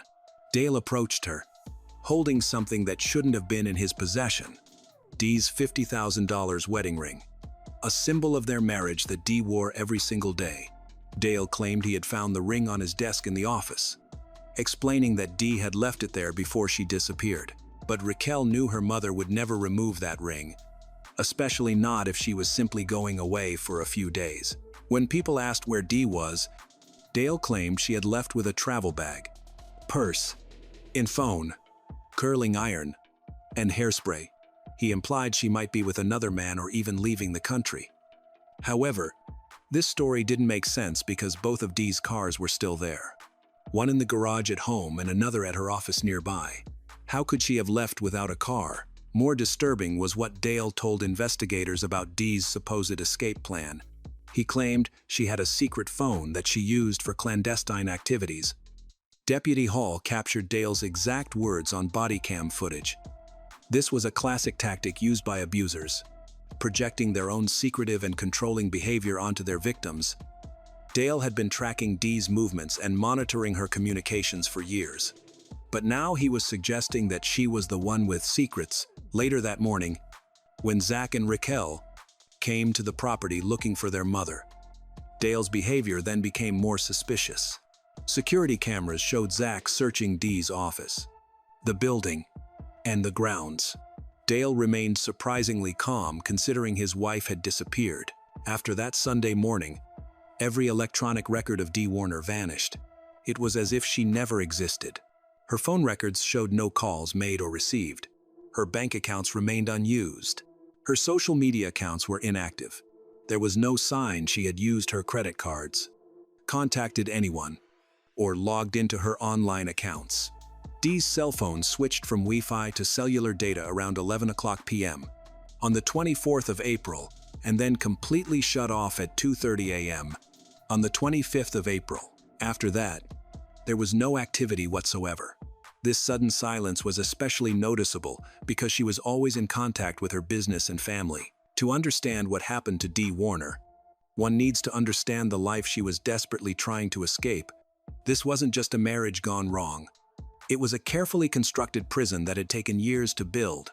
Raquel would later testify in court that her mother was trapped in an extremely toxic relationship with Dale Warner. She described a household filled with constant tension, with frequent yelling, cursing, and slamming of objects. Dale's abuse wasn't just limited to yelling and slamming doors. He reportedly stalked Dee in person and online. He is said to have put tracking devices on her car and demanded to see her private messages. Raquel testified that her mother showed her the tracking device Dale had put on her car. Beyond physical control, Dale also manipulated Dee psychologically. He made her believe she needed him to survive, that her business depended on him, and that she would lose everything if she left. In December 2020, 4 months before she disappeared, Dee tried to leave Dale. She told a friend that when she attempted to leave, Dale insulted her and threw her into a dresser. Dee also told her friend that Dale had become the devil and wouldn't let her take their daughter, Angelina, if she left. Dee finished by saying she genuinely thought Dale could kill her. The physical violence was happening more often and was becoming more serious. Around November or December 2020, Dee showed her business manager, Suzanne Wilhelm, a concerning injury, a large bump on her forehead, which Suzanne described as about the size of a quarter. Dee's hair hid the injury somewhat. About 5 months before this, Dee had told Suzanne something that now seems to predict the future. She didn't want to leave Angelina alone with Dale. Even at that time, Dee felt that her husband was dangerous, but she felt stuck because of their custody agreement and because she depended on the family businesses for money. Dale controlled every part of Dee's life. He watched where she went, checked her messages, and tried to keep her away from her children from her previous marriage. He always wanted to know her location and got upset when she spent time with family or friends without him. Suzanne later said that Dee appeared uneasy when Dale massaged her neck and shoulders, particularly after they argued. This becomes very important when Dale said Dee fell asleep while he was massaging her neck the night she vanished. Dale had also allegedly asked a farm employee to buy a GPS tracker for Dee's car and to install surveillance cameras around their property. He asked another employee to clone the contents of Dee's phone, giving him access to her private messages and communications. The financial control was equally devastating. Despite Dee being the primary owner of DDW Investments and the driving force behind their business success, Dale had systematically gained access to their joint accounts and business operations. He was spending money at an alarming rate, while Dee worked multiple jobs to keep their ventures profitable. But perhaps most telling was Dale's reaction to Dee's previous attempt to leave her. According to court documents, Dale had told Dee that he had already been through one divorce and did not want to go through another one. This wasn't the sentiment of a man hoping to save his marriage. It was the threat of someone who viewed divorce as an unacceptable option. Dale also told police that Dee had been upset the night before, suffering from a migraine after an argument with employees. But the most disturbing aspect of Dale's conversation with Deputy Hall was his lack of concern. There was no urgency in his voice, no desperate pleas to help find his missing wife, and no emotional breakdown at the thought of losing the woman he claimed to love. Instead, Dale seemed more focused on explaining why Dee's disappearance was normal and predictable. When Dee's brother, Greg Hardy, directly asked Dale what had happened to his sister, Dale's response was disturbingly matter-of-fact. In the days and weeks following Dee's disappearance, Dale's actions raised serious suspicions. Instead of helping the police or hiring his own investigators to find his wife, Dale seemed more concerned with protecting himself legally. The day after Dee vanished, Dale secretly changed the password to the property's security system. This suggested he had something to hide, as an innocent person would likely want to provide full access to any footage that could help find Dee. Furthermore, instead of organizing searches or offering rewards, Dale spent that same day looking for a lawyer. These details painted a disturbing picture. As the months went by and Dee remained missing, investigators started to unravel a complicated scheme of financial crimes and lies, making Dale Warner look more and more suspicious. They found that he had been systematically stealing from Dee's company, DDW Investments, which she had built from the ground up, while also trying to get rid of her. A family friend and spokesperson revealed that Dale had been taking equipment, money, and trucks from DDW Investments. He was moving these assets to a new company he started, leaving Dee's original business with growing debts and fewer resources. Private investigator Billy Little, hired by Dee's family in March 2022, uncovered the extent of Dale's financial manipulation. Dale apparently used a fake power of attorney from 2014 to transfer almost all of DDW Investments' assets to a new company, DDW Transportation LLC. This happened in August 2021. Only 4 months after Dee disappeared, Little emphasized that this transfer was highly suspicious. Even selling a car with joint ownership requires both signatures. Yet, Dale managed to separate and transfer a multi-million-dollar business without Dee's knowledge or permission. Even though she owned half the company, the timing strongly suggests a motive. By this point, it seemed likely Dee wouldn't return, and Dale needed to take control of the business before her disappearance raised questions. Dale's actions became even more suspicious when he sold DDW Transportation to Laidlaw Carriers Bulk in 2022. This sale earned him a large sum of money, but instead of giving the proceeds to Dee's estate or her children, Dale kept it all for himself. He essentially took control of his missing wife's company and sold it for his own personal gain. Furthermore, the employee who had argued with Dee on her last day also profited from this deal. After Dale sold the trucking business to Laidlaw, Nank was quickly hired by Laidlaw as a finance employee. This was likely not a coincidence, but rather a reward for Nank's assistance in Dale's plan.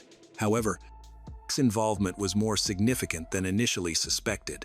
Little's investigation showed that on the 25th of April, 2021, at 3:30 a.m., mere hours after Dee disappeared, Nank logged into the company system using a fake name and removed lime from the Warner farm. He then transported the lime to Burns Harbor, Indiana, and continued another 50 miles to a Chicago wastewater plant to collect compost. This early morning activity raised serious questions. Why would Nank access the farm at 3:30 a.m. so soon after Dee's disappearance? And why did he use a false name to record his actions? Little obtained recordings of Nank speaking to his massage therapist about his involvement in the case. In these recordings, Nank admitted he was deeply involved in the Dee Warner case. The financial discoveries extended beyond the business assets. Dee's son, Zach, testified that he had tried to access an electronic safe at Dale and Dee's home before her disappearance, but the combination he normally used was no longer working. When he used a backup key to open the safe, he discovered that a substantial amount of money Dee had stored there was missing. Only Zach and Dee knew the combination and had access to the backup key. Even more revealing was Dale's behavior regarding property division after Dee's disappearance. Little discovered that Dale was attempting to split off a piece of property where Nank lived, despite the fact that this required approval from Dee, who owned 50% of the Warner farming operation. Little questioned this decision. How could Dale divide the land without the approval of Dee Warner? The answer was simple. Dale was operating under the assumption that Dee would never be able to object to his decisions. The property where Nank lived had been sold to him under a land contract, but he was nearly $50,000 behind on his payments. Every new lead seemed to pull them deeper into a nightmare of greed, betrayal, and murder. After 20 months of intensive investigation involving hundreds of hours of detective work by Michigan State Police and Lenawee County prosecutors, authorities finally had enough evidence to act. The breakthrough came not from a confession or a witness, but from the methodical accumulation of circumstantial evidence that painted an undeniable picture of guilt. On the 21st of November, 2023, Michigan State Police announced that they had made an arrest in connection with Dee Warner's murder. Dale John Warner, 53, was taken into custody at his home without incident, charged with open murder and tampering with evidence. At his arraignment on the 22nd of November, 2023, Dale appeared in Lenawee County's 2-Ampere District Court to face the charges against him. When asked how he pleaded to the charges of open murder and tampering with evidence, Dale responded firmly, "Not guilty." The prosecution requested a bond of $20 million, arguing that Dale posed a significant flight risk and danger to the community. Dale's defense attorney requested that he be released on a reasonable bond, but judge denied the request. Dale was ordered held without bond pending trial. The arrest validated what Dee's family had believed from the beginning, that Dale was responsible for her disappearance and death, but it also meant confronting the reality that Dee was never coming home alive. For more than 3 years, Dee Warner's body had been hidden in the most obvious place imaginable, right under the noses of investigators, family members, and the community that had been searching for her. The location was so audacious, so brazen in its simplicity, that it had taken over 1,200 days to discover on the 17th of August, 2024. Michigan State Police executed a search warrant on Deianne Warner's property on Paragon Road in Tipton, approximately 4 miles from the home where Dee had lived. This wasn't the first time law enforcement had searched Warner properties, but new evidence and refined investigative techniques had pointed them toward a specific location. Hidden inside a barn on the property was an anhydrous ammonia tank, a large metal container typically used for storing fertilizer chemicals for agricultural operations. But this tank contained no ammonia.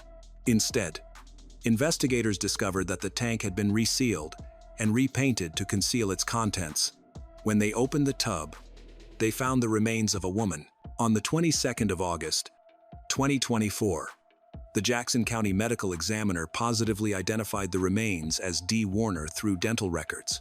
Leaving no doubt, after more than 3 years of uncertainty, Dee had finally been found. The medical examiner officially ruled Dee's death a homicide, though the specific manner of death was withheld. Pending further investigation, the discovery was both a relief and a new source of anguish for Dee's family.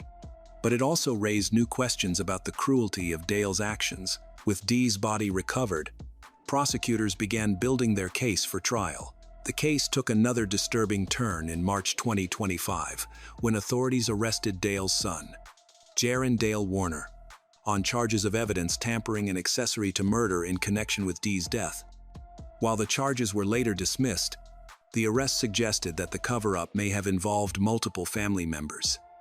Prosecutors alleged that the conspiracy to conceal Dee's murder extended beyond just Dale himself.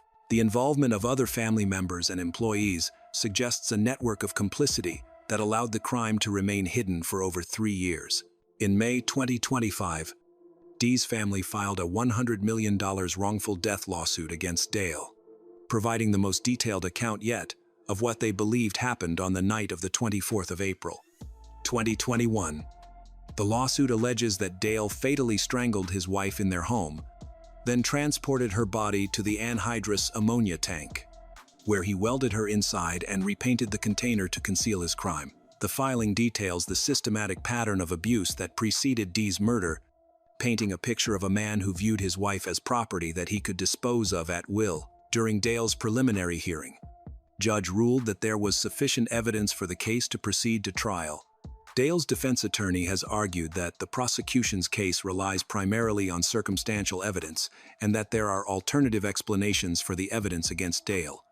She requested a change of venue, arguing that pre-trial publicity has made it impossible to find an impartial jury in Lenawee County. However, in August 2025, judge denied the change of venue motion, ruling that while there had been significant media coverage of the case, she was confident that 12 impartial jurors could be found. The trial was rescheduled to begin in January 2026.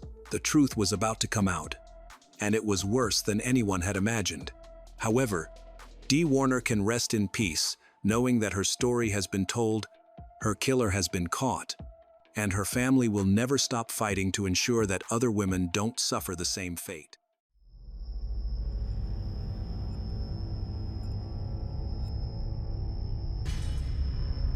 On May 19, 2006, a woman's naked body surfaced in the middle of the Missouri River. She had been beaten beyond recognition, her bones broken in dozens of places, and her brutal death left even seasoned detectives stunned. It took police days to identify the victim as Tracy Trible, a 35-year-old woman who had mysteriously disappeared from her home. Her husband, Stanley, insists she simply walked out after another argument. But to those who knew Tracy, the story doesn't add up. So what is the truth? And who could have committed such a brutal crime?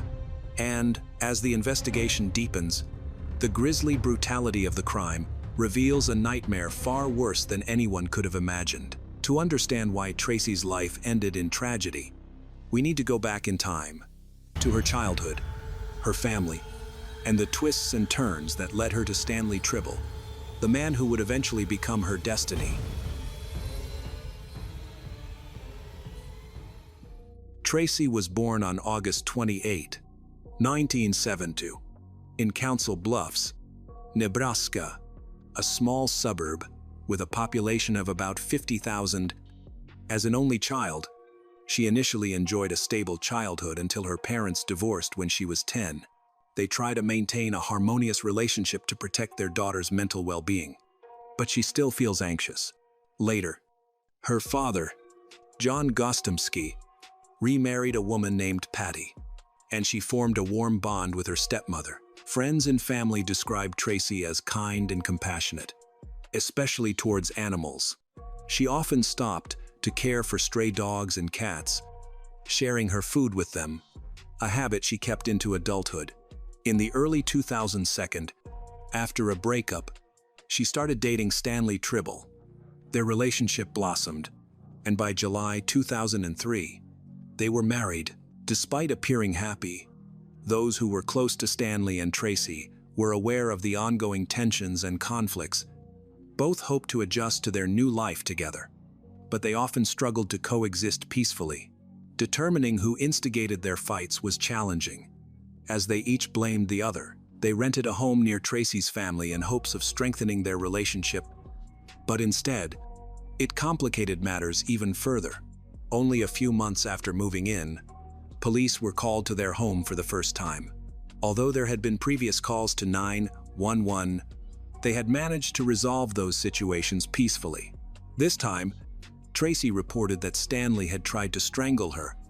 When the police arrived, they noted minor marks on her neck. Stanley insisted he hadn't harmed her, claiming she had merely scratched herself. The police didn't believe him, resulting in his arrest while they investigated. Days later, Tracy withdrew her statement, and Stanley was released without consequences, possibly thinking this would be a lesson for him. However, the tension in their home persisted, and their frequent arguments became well known to those around them. During this time, Stanley worked as a car salesman, and Tracy found a job at a travel company. They rented their home from a mutual friend, Chris, who was aware of their penchant for partying on weekends, often leading to loud disputes. Their fights were so intense that neighbors would call the police, but each time they managed to patch things up. Eventually, Chris received complaints from the neighbors about the noise, but was reluctant to evict his friends. Over time, the community became accustomed to Stanley and Tracy's tumultuous weekends. While weekdays brought peace and quiet, Chris attempted to express his concerns, fearing things might escalate, but they dismissed his worries, attributing their issues to their temperamental and drunken behavior. When sober, they appeared to be just an ordinary married couple. On May 1, 2006, Stanley and Tracy marked another wedding anniversary, and as usual, they ended up drinking, which led to a heated argument. The shouting became so loud that their neighbors called Chris to intervene. Calling the police proved to be ineffective. After that brief incident, Stanley never physically hurt Tracy again, and any future altercations resulted in police visits where they simply mediated without addressing the underlying issues. Sometimes, as soon as the police left, Stanley and Tracy would resume their arguments, which prompted them to involve their landlord. When Chris arrived, he found Tracy and Stanley in the middle of another fight. He witnessed Tracy throw her phone at Stanley, hitting him in the face. This made Stanley extremely angry, causing Tracy to retreat to another room for safety. In an effort to calm the situation, Tracy called her husband's sister, who had a good relationship with both of them. The sister came over late that night and managed to talk to Stanley, who had calmed down somewhat by then. Afterward, she also spoke with Tracy, and they agreed that Tracy would stay at her sister's house that night, since she felt unsafe being alone with Stanley. The next day, Tracy returned home with her sister, who immediately sensed tension between the couple, evidenced by their silence. Tracy shared the details of the previous night's argument with friends, who advised her to avoid staying in the house with Stanley due to concerns about his aggressive behavior, possibly escalating. During her conversations with her friend Melissa, Tracy decided to visit Melissa on May 3, 2006, to discuss her situation, including the possibility of divorce. while also planning to do their makeup and nails together. They set a time to meet, but on the day of the visit, Tracy did not show up. Melissa attempted to call and text her several times, but received no response. Melissa hoped she would hear from her, but her phone remained silent all day. Around 6:00 p.m., Stanley returned home from work and called his sister to tell her that Tracy was missing. He explained that they had argued the previous day and that he had chosen to go to bed instead of continuing the fight. However, Tracy was still upset and yelled at him, making it hard for him to sleep. It wasn't until after midnight that she finally quieted down. The next morning, when Stanley awoke to prepare for work, he noticed that Tracy was still at home, as they usually didn't communicate during their conflicts. He got ready and left for work around 7:00 a.m. Tracy also has to go to work. But a little later, when Stanley returned home around 6:00 p.m., he expected to talk with Tracy, but she was still not there. Normally, she would arrive home earlier to greet him, leading him to assume she might have spent the night at a friend's house. Nonetheless, her car remained parked in the garage, and she seldom walked or used taxis. Moreover, her purse, containing her house key and valuables, was left behind. Stanley was concerned that Tracy couldn't have gone far, because she always carried everything. He assumed she was walking the dog, since their dog was not home either. However, it was unusual for a dog to be walked at this time of day, since neither the dog nor the cat were present. Less than an hour after he got home, he received a call, informing him that their dog had been found wandering the streets without a leash or muzzle. But with an address tag and the owner's phone number, the dog was running around the neighborhood, clearly trying to get home. This seemed odd, as Tracy would never walk a dog without a leash. Her love for animals meant she would never abandon the dog. Now, Stanley was filled with suspicion and anxiety. He began calling friends and acquaintances to find out what had happened to Tracy. But no one had any information. Only Melissa, who was supposed to meet with Tracy for a chat and a manicure, mentioned that they had plans. But Tracy never showed up that day. The situation escalated when Stanley called Tracy's workplace and discovered that she had missed her shift that morning. At this point, he decided to contact the police to report her missing. Detectives arrived at their home, gathered information, and spoke with Stanley in detail. He revealed that he and Tracy had a serious argument in the days leading up to her disappearance, which had caused strain in their relationship. According to Stanley, about a year before the incident, in 2005, when they moved in, Tracy appeared to be very disillusioned with life. She suffered from depression and even had thoughts of self-harm, which led to her being admitted to a psychiatric clinic. After some time, she was released because the doctors deemed her better. Although things seemed to return to normal, her dissatisfaction persisted. After her discharge, the couple argued more frequently. In the months leading up to her disappearance, she began drinking heavily, which strained their relationship even further. Whenever she drank, it led to conflicts. Stanley claimed he had overcome his own addiction and expressed concerns that Tracy might harm herself. He noted that she had run away and let their pets out onto the street. When the police arrived, they observed that Stanley spoke about these events in a detached manner, as if he was unconcerned about his wife's well-being. However, his friends later suggested that he acted this way because he was exhausted from the constant disputes and might have felt relieved to be free from the pressure she exerted. It was known that this was not the first time Tracy had left home. She had done so before after their move. Typically, she would leave without her car or most of her belongings and would be found quickly. The last time, it took several days for her to be persuaded to return. Unfortunately, their relationship was still troubled, and many suspected that a divorce was imminent. On May 4, 2006, detectives approached Stanley at his workplace, a busy car dealership. Discussing sensitive matters in such a crowded environment was challenging, so they asked if there was a private room available. Stanley informed them that he did not have an office as he was just an employee, but he guided them to a quieter area in the showroom where there were fewer people. He expressed a willingness to cooperate with the police, allowing them to search his car and inspect his personal belongings voluntarily. The officers noted that there were no signs of physical struggle, such as scratches or bruises, on his body. The case of Tracy's disappearance remained a mystery. The search for her is still ongoing. Based on the information gathered, the police eliminated Stanley as a suspect in the kidnapping. Due to lack of evidence linking him, the only thing raising suspicion was their troubled relationship.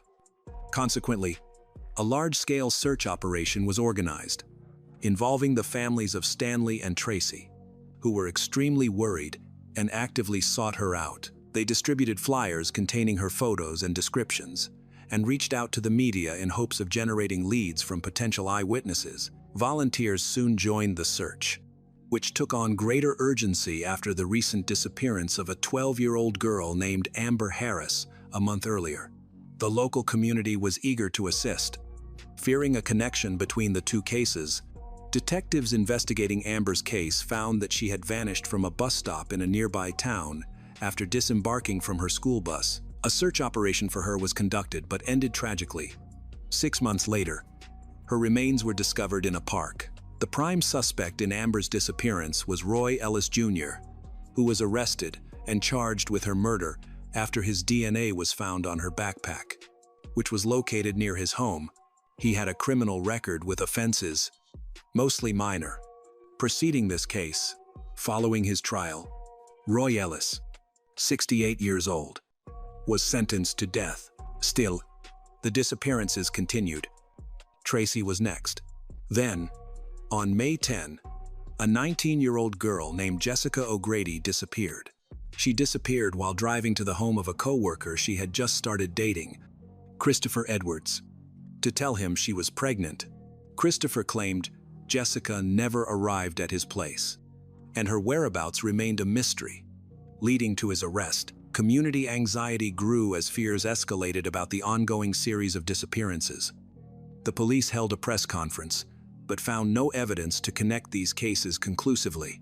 In response, Tracy's family offered a $70,000 reward for information leading to her recovery or the capture of the perpetrator. Tracy's father, John Gostomsky, set up a hotline to assist those who are hesitant to reach out to the police directly.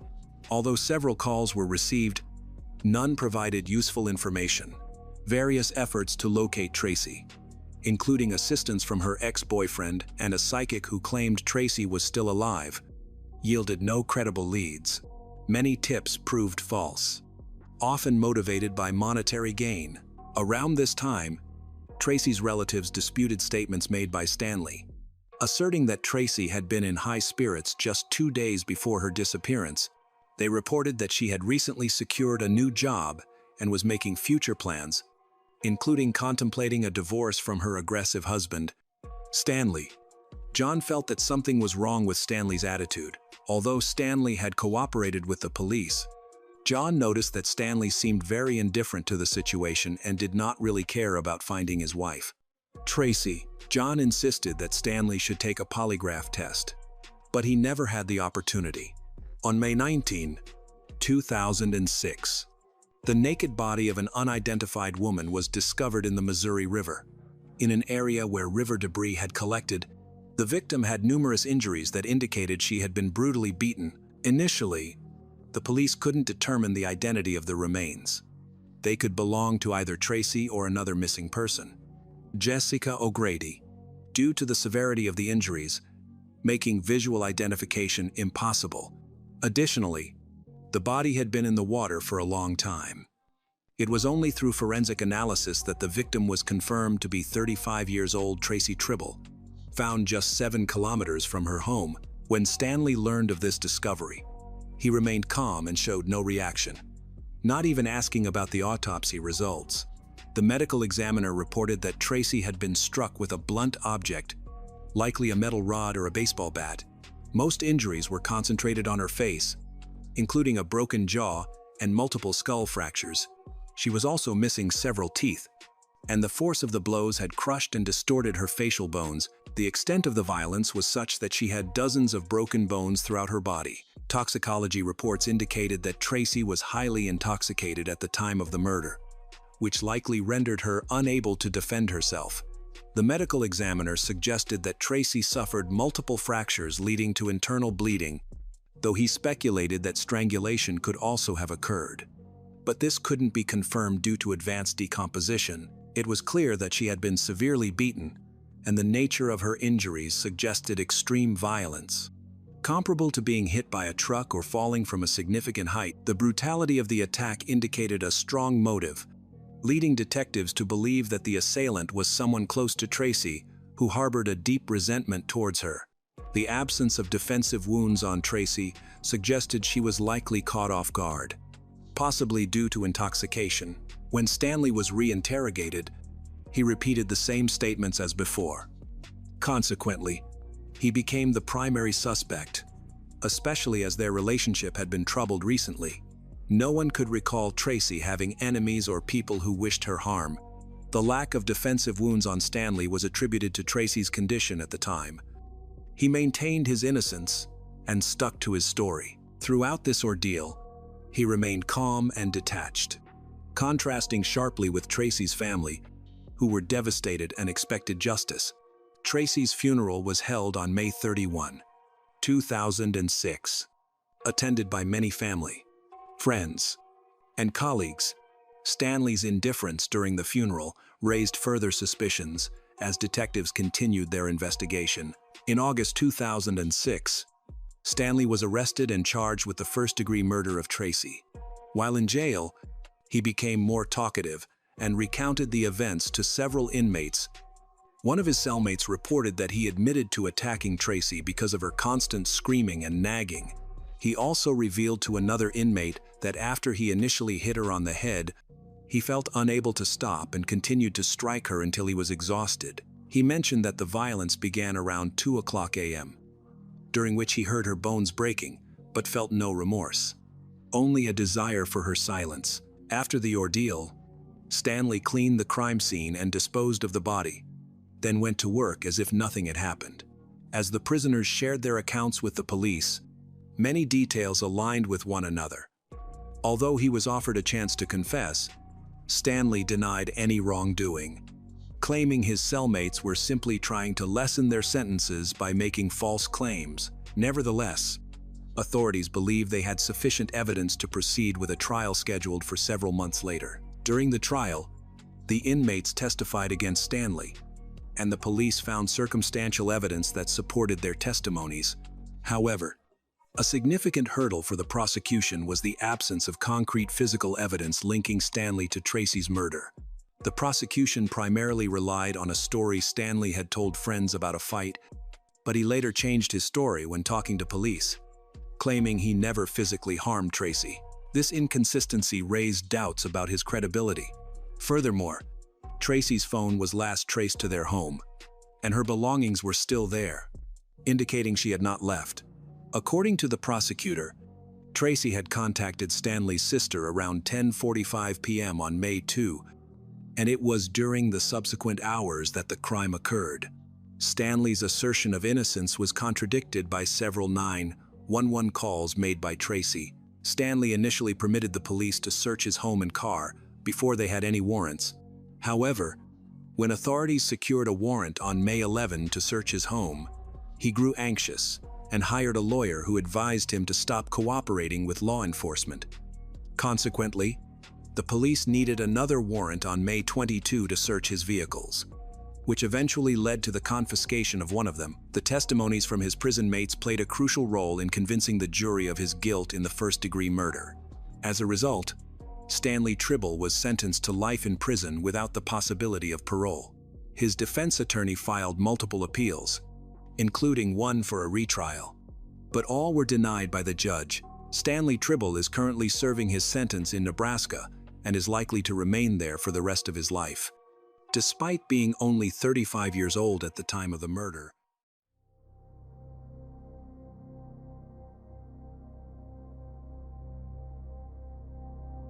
on December 1, 1991, a quiet afternoon at a small coffee shop in Woodbury was suddenly broken by a loud noise in the restroom. When the staff rushed in, they found a horrifying sight. Robert Bobby Curley, 32, convulsing violently on the floor, his face pale, sweat pouring off him like a shower, but sticky and opaque, like some strange substance. He groaned, shivered, his whole body burning like fire, and whispered for help before passing out. No one could understand what was happening. A healthy man who had been shopping and chatting with friends just hours before was now dying before everyone's eyes. Emergency crews rushed in, trying to stabilize his heart rate and breathing, but his condition quickly deteriorated. Doctors suspected this was no ordinary pain, but the result of a deadly poison that had been coursing through his body for weeks, even months. And then, as the first tests were carried out, a chilling truth began to emerge. Robert may have been deliberately poisoned. Who was the killer? And why had a gentle, devoted family man like Robert become the target of such a terrible crime? To understand how his life ended in such horror, we must first look back to where it all began.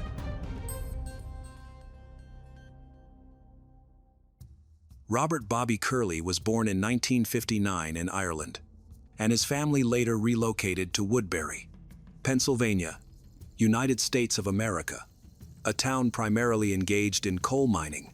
His father was a builder who started his own contracting business, and from a young age, he involved Robert in various projects.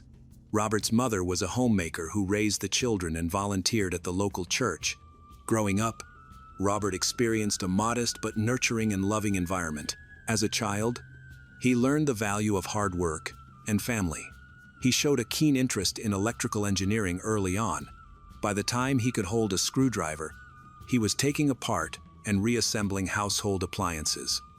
However, his enthusiasm for technology led to some mishaps.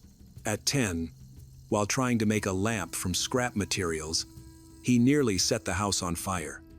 This incident became a part of the family's stories, highlighting his early fascination with electronics. His parents were very proud of him. During his school years, Robert was actively involved in the school's theater group. Focusing on lighting and equipment rather than acting, he excelled academically, particularly in the sciences. As a teenager, he started working part-time at a local electronics repair shop. After graduating high school in 1977, he enrolled in a technical college while continuing to work in various electrical engineering workshops, which allowed him to apply his theoretical knowledge. In the late 1980s, Robert's hard work led him to become a certified electrician.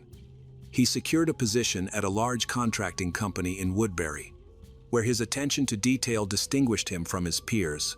This dedication earned him the trust of management, and he was regularly assigned to challenging projects.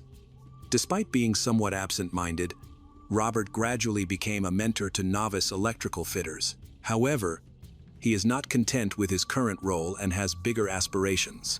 He dreams of starting his own business, specializing in complex electrical work, and plans to expand across the United States. Work wasn't Robert's only passion. Family was equally important. He maintained a close bond with his family, especially with his younger sister, Angela, who became a schoolteacher. Her outgoing personality balanced Robert's more reserved nature perfectly. They upheld a cherished family tradition of Sunday dinners at their childhood home, a practice they continued until the end. In 1989, Robert met Joanne at a party with his colleagues. Joanne was an intelligent woman who worked in finance. They found they had a lot in common early on and quickly developed a bond. They complemented each other well. Joanne's organization skills balanced Robert's meticulous but sometimes absent-minded nature. Joanne had lost her husband in a tragic car accident and had received $1,700,000 in compensation. She also had a daughter from a previous marriage, and Robert got along well with both mother and daughter. They planned to adopt in 1990 and decided to get married. Joanne was fully supportive of Robert's dreams. Robert, passionate about starting his own company, volunteered frequently to help others, especially elderly individuals, by offering services like wiring and minor repairs without charge. He set up a workshop in the basement of their home to work on his ideas. By 1991, Robert's life seemed promising and smooth. But as autumn approached, he began experiencing unusual symptoms. He suffered from headaches, nausea, and fatigue that he couldn't explain. These symptoms came and went, and he initially dismissed them as stress or a minor illness, unaware of the serious health issues that were developing. On Sunday, December 1, 1991, Robert's day began normally with a light breakfast before he set out to run errands. However, he soon faced challenges due to stomach pains, which prevented him from completing his tasks. Despite the discomfort, he wasn't the type to postpone plans. After managing the initial pain, Robert got dressed and left by 8 a.m., hoping to finish his errands before meeting Joanne for lunch at a local cafe. While shopping at a grocery store that morning, a store clerk recognized Robert and noticed he seemed a bit more absent-minded and unwell than usual. Although she could see he was not himself, she did not intervene. Robert continued with his day. Around half an hour later, he went to a hardware store, where he bought home improvement supplies. There, he ran into his friend Kevin. Kevin observed that Robert appeared unusually pale. Robert shrugged it off, attributing his condition to a mild upset stomach and general fatigue that had been affecting him for several days.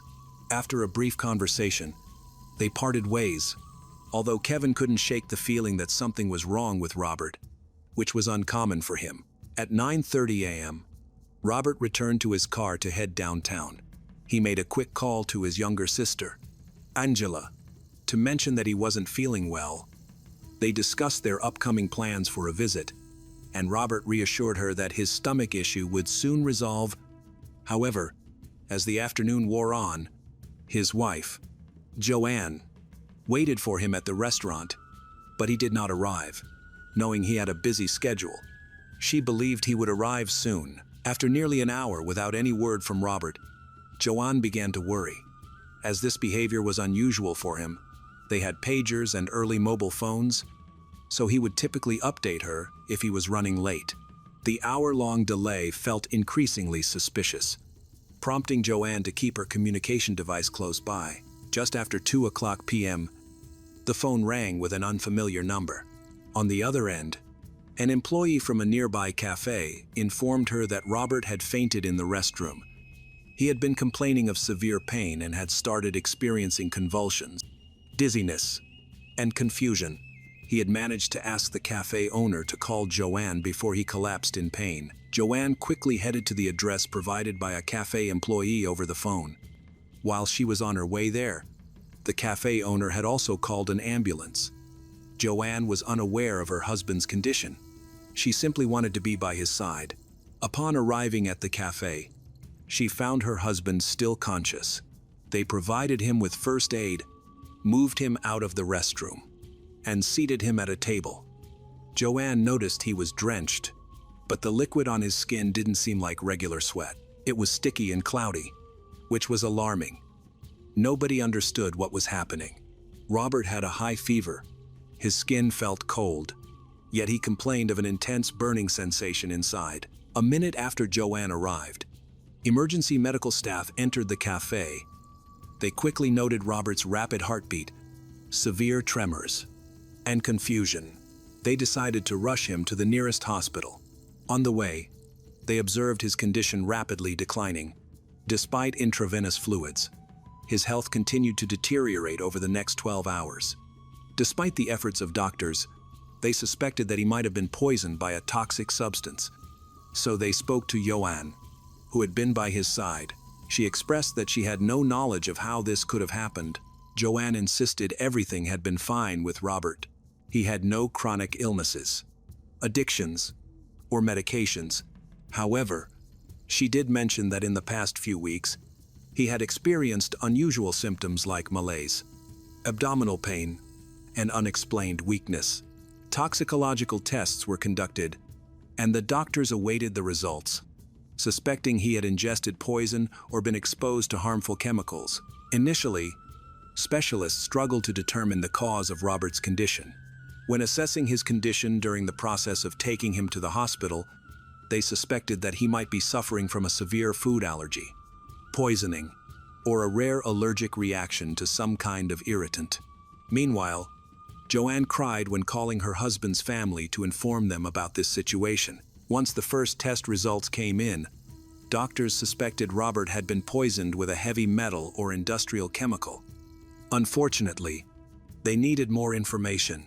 That evening, one of Robert's doctors reached out to law enforcement, asserting that an investigation into possible poisoning should begin. The detectives went to the hospital to collect initial information, and an official case was opened on December 5, 1991. After talking with the hospital staff, the situation has not been clear. Because they are waiting for the final test results and cannot clearly identify the type of toxin, the entire city was considered a potential crime scene.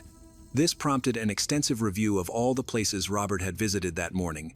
Detectives visited the cafe where the incident began and where paramedics took him, conducting chemical tests and interviewing the staff, who were cooperative. The police had unrestricted access to CCTV footage. This footage revealed that Robert had arrived at the cafe in poor condition. Seeking help, they reviewed all possible CCTV recordings from that morning, noting that he appeared disoriented and distracted, leaning against walls and dropping items, which was unusual for him. Overall, he looked very pale. Angela mentioned that Robert called earlier that morning complaining of severe stomach pain and sounded very tired.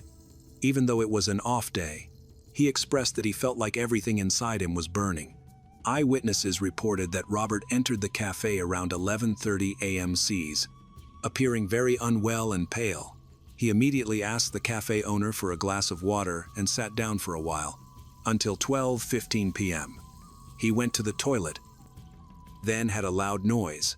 When cafe staff checked on him, they found him collapsed on the floor. The police carefully reconstructed the events of that morning, noting when Robert's wife, Joanne, arrived at the cafe and how he ended up in the ambulance. After analyzing what occurred up to his arrival at the emergency room, they found no evidence of him having come into contact with any dangerous substance. They interviewed his wife, Joanne, who appeared taken aback by the possibility of being accused. Once she understood the nature of the suspicion, she became upset but remained cooperative. Joanne explained that Robert was an electrical engineer who often worked with various chemicals, but to her knowledge, none of those were hazardous. Furthermore, they chose not to keep any medications at home because they do not have small children or pets. The detectives then expanded their investigation, thoroughly checking places Robert had visited. Conversations with store employees confirmed there were no safety concerns. They also looked into Robert's recent purchases but found nothing suspicious. By the following morning, they determined that Robert had been poisoned with a toxic substance commonly found in rat poisons and used in manufacturing. However, the use of this substance has been strictly controlled for many years, so the possibility of accidental exposure was ruled out. This led investigators to speculate that Robert's poisoning was intentional. As news of the incident spread, local media began reporting on Robert, a respected electrician. Interviews with neighbors and family revealed no indication that he had any enemies. In the meantime, rumors circulated that Robert's ambition to start his own business might have angered competitors. Both law enforcement and Robert's family cautioned against baseless gossip. As the investigation initially stalled, the local sheriff reached out to the Federal Bureau of Investigation for assistance. Knowing they would be better equipped to trace the substance, the complexity of the case arose from the fact that small amounts of this toxic compound could be found in some rodent poisons and technical reagents, making it easily obtainable. For an effective poisoning like Robert's, however, it would require prolonged, systematic exposure. This reinforced the belief among investigators that the perpetrator was someone close to Robert, who could administer the poison without raising suspicion. Despite thorough scrutiny of Robert's immediate circle for signs of conflict, deaths, or romantic entanglements, nothing significant emerged. The case took a turn when detectives examined Robert's workplace, where they discovered a small metal container in his toolbox that had traces of the poison. This raised new questions. Why would an experienced engineer carry poison? And was the container deliberately contaminated and planted by someone else? Attention then shifted to Joanne, as a workshop acquaintance recalled an unusual incident. A few weeks before the poisoning, she had unexpectedly brought lunch to Robert at work. This drew suspicion and made Joanne a prime suspect. However, more work was needed to prove any connection between her and the poison. Investigators set out to track local suppliers who might have sold any substances related to the poison. They couldn't initially find evidence connecting Joanne, but the detectives felt they were on the right path. Meanwhile, the motive for Joanne to poison her husband remained unclear. An investigation into Joanne's financial activities and digital records, including phone calls and computer usage, began afterwards. It was discovered that 6 months prior, Joanne had taken out a life insurance policy for $300,000 in Robert's name, naming herself as the sole beneficiary.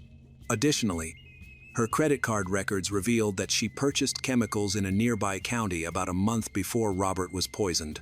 These purchases included industrial cleaning products that might contain the harmful substance involved. Complicating matters, the chemical supply store had poor records of its transactions, which delayed the investigation. The prosecutor's office was cautious about filing charges due to the complexity of the case, which required solid proof. Meanwhile, Robert was fighting for his life in the hospital, and doctors were struggling to keep his condition stable. He experienced hair loss, a symptom of a lethal dose of poison, and suffered from intermittent neurological attacks. Large doses of medication were needed to alleviate his pain, but he only briefly regained consciousness, often mumbling incoherently. He occasionally spoke of his wife, expressing his love for her. But these moments weren't enough for investigators to gather crucial information about how he might have ingested the poison. Joanne's behavior drew increasing scrutiny. Although she initially gave numerous interviews, her frequent public appearances began to appear suspicious as her answers started to contradict each other. Under growing suspicion from journalists, Joanne tearfully insisted that she would never harm her husband. In response, police sought the assistance of psychiatric experts to analyze her interviews for any signs of deception. Weeks passed, and Robert's health deteriorated further, leading him into a coma. Meanwhile, Joanne faced mounting suspicions. While some neighbors characterized her as a kind person, others believed that there were deeper issues in her marriage. One day, Joanne brought pizza and iced tea to the hospital, which Robert ate before his condition worsened significantly. In his final moments, he confided in a nurse that he suspected his wife was involved in the poisoning. But it was too late. After nearly a month of suffering, Robert passed away on December 27, 1991, transforming the investigation into a murder case. With the escalation to murder charges, police seized a suspicious metal container containing traces of harmful substances, as well as Joanne's computer. Investigators found that Joanne had been frequenting online forums discussing heavy metal toxins and poisoning methods. The pizza and iced tea she brought were also found to contain a dangerous substance, leading authorities to conclude that the similarities couldn't be coincidental. In February 1992, based on the gathered evidence, a warrant was issued for Joanne's arrest. She was charged with first-degree murder and intentional poisoning of her husband, yet she remained surprisingly composed. The trial was set for the fall of that year, during which Joanne attempted to obscure her involvement by taking small amounts of poison herself and even administering it to her daughter, hoping to divert suspicion onto her husband's co-workers, who lacked any motive. As the trial commenced, the prosecution began by recounting the events of the day Robert was admitted to the hospital. The jury was presented with the container and various pieces of evidence, including Joanne's motives and her unusual interest in chemical reagents. Toxicology experts and an FBI agent contributed to the proceedings. The defense argued that Robert, an electrical engineering expert, might have come into contact with harmful substances. They claimed that Joanne's computer searches were motivated by her desire to help her husband deal with his mysterious illness. As she was seeking a cure, the prosecution presented a colleague of Robert's who testified about a suspicious visit to the workplace shortly before the poisoning occurred. The most significant evidence came from a chemical supply store manager who recognized Joanne as a customer who had purchased an industrial cleaner. Although he did not have complete documentation of the sale, he recalled that the product could have contained a dangerous ingredient. Joanne decided to take part in her cross-examination and spoke on her own behalf. However, she faltered when questioned about why she had taken out a large insurance policy 6 months before her husband's death and could not provide a clear explanation for her actions. It was suggested that her motive was the insurance payout for her husband's life and a desire to avoid sharing compensation from her first husband's death. Throughout the trial, Joanne tried to stay composed, maintaining her innocence. Eventually, on her lawyer's advice, she agreed to a plea deal in 1997 to escape the death penalty, confessing to third-degree murder and receiving a 20-year prison sentence, with the possibility of parole after 10 years. In his ruling, the judge highlighted the cruel manner in which Joanne chose to dispose of her husband. Robert suffered for almost a month in the hospital before his death. Having been poisoned for nearly a year after their wedding, his suffering made death seem like a release. Joanne showed no remorse, which angered Robert's family. While they found some relief in the verdict, they were dissatisfied with what they considered a lenient sentence. Family members coped with their loss in various ways. For instance, Robert's younger sister Angela became an advocate for victims' rights. Particularly in cases of domestic or hidden violence, she worked with local organizations to raise awareness. The community rallied around Robert's family. The technical college Robert attended established a scholarship in his name to support a top electrical engineering student annually.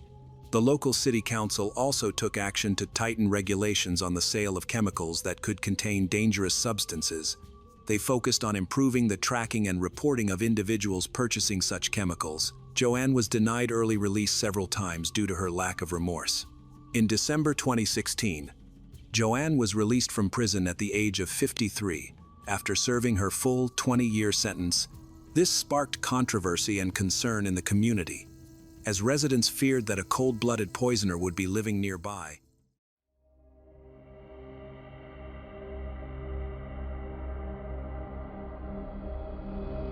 It was a warm Saturday night in Southern California. Gloria Zamora had just finished dinner with someone she trusted. A night that should have ended with nothing more than a smile and plans, but as she stepped out of the restaurant and toward the parking lot, everything changed in less than 60 seconds. A figure emerged from the shadows. No warning, no chance to escape. Just the deafening crack of gunfire cutting through the night, then silence. In that single, brutal moment, 3 lives were shattered forever. And when authorities revealed who the gunman was, shockwaves ripped through the community. This is not just an ordinary crime, but a story of ambition, obsession, and a woman who refuses to bow to fate.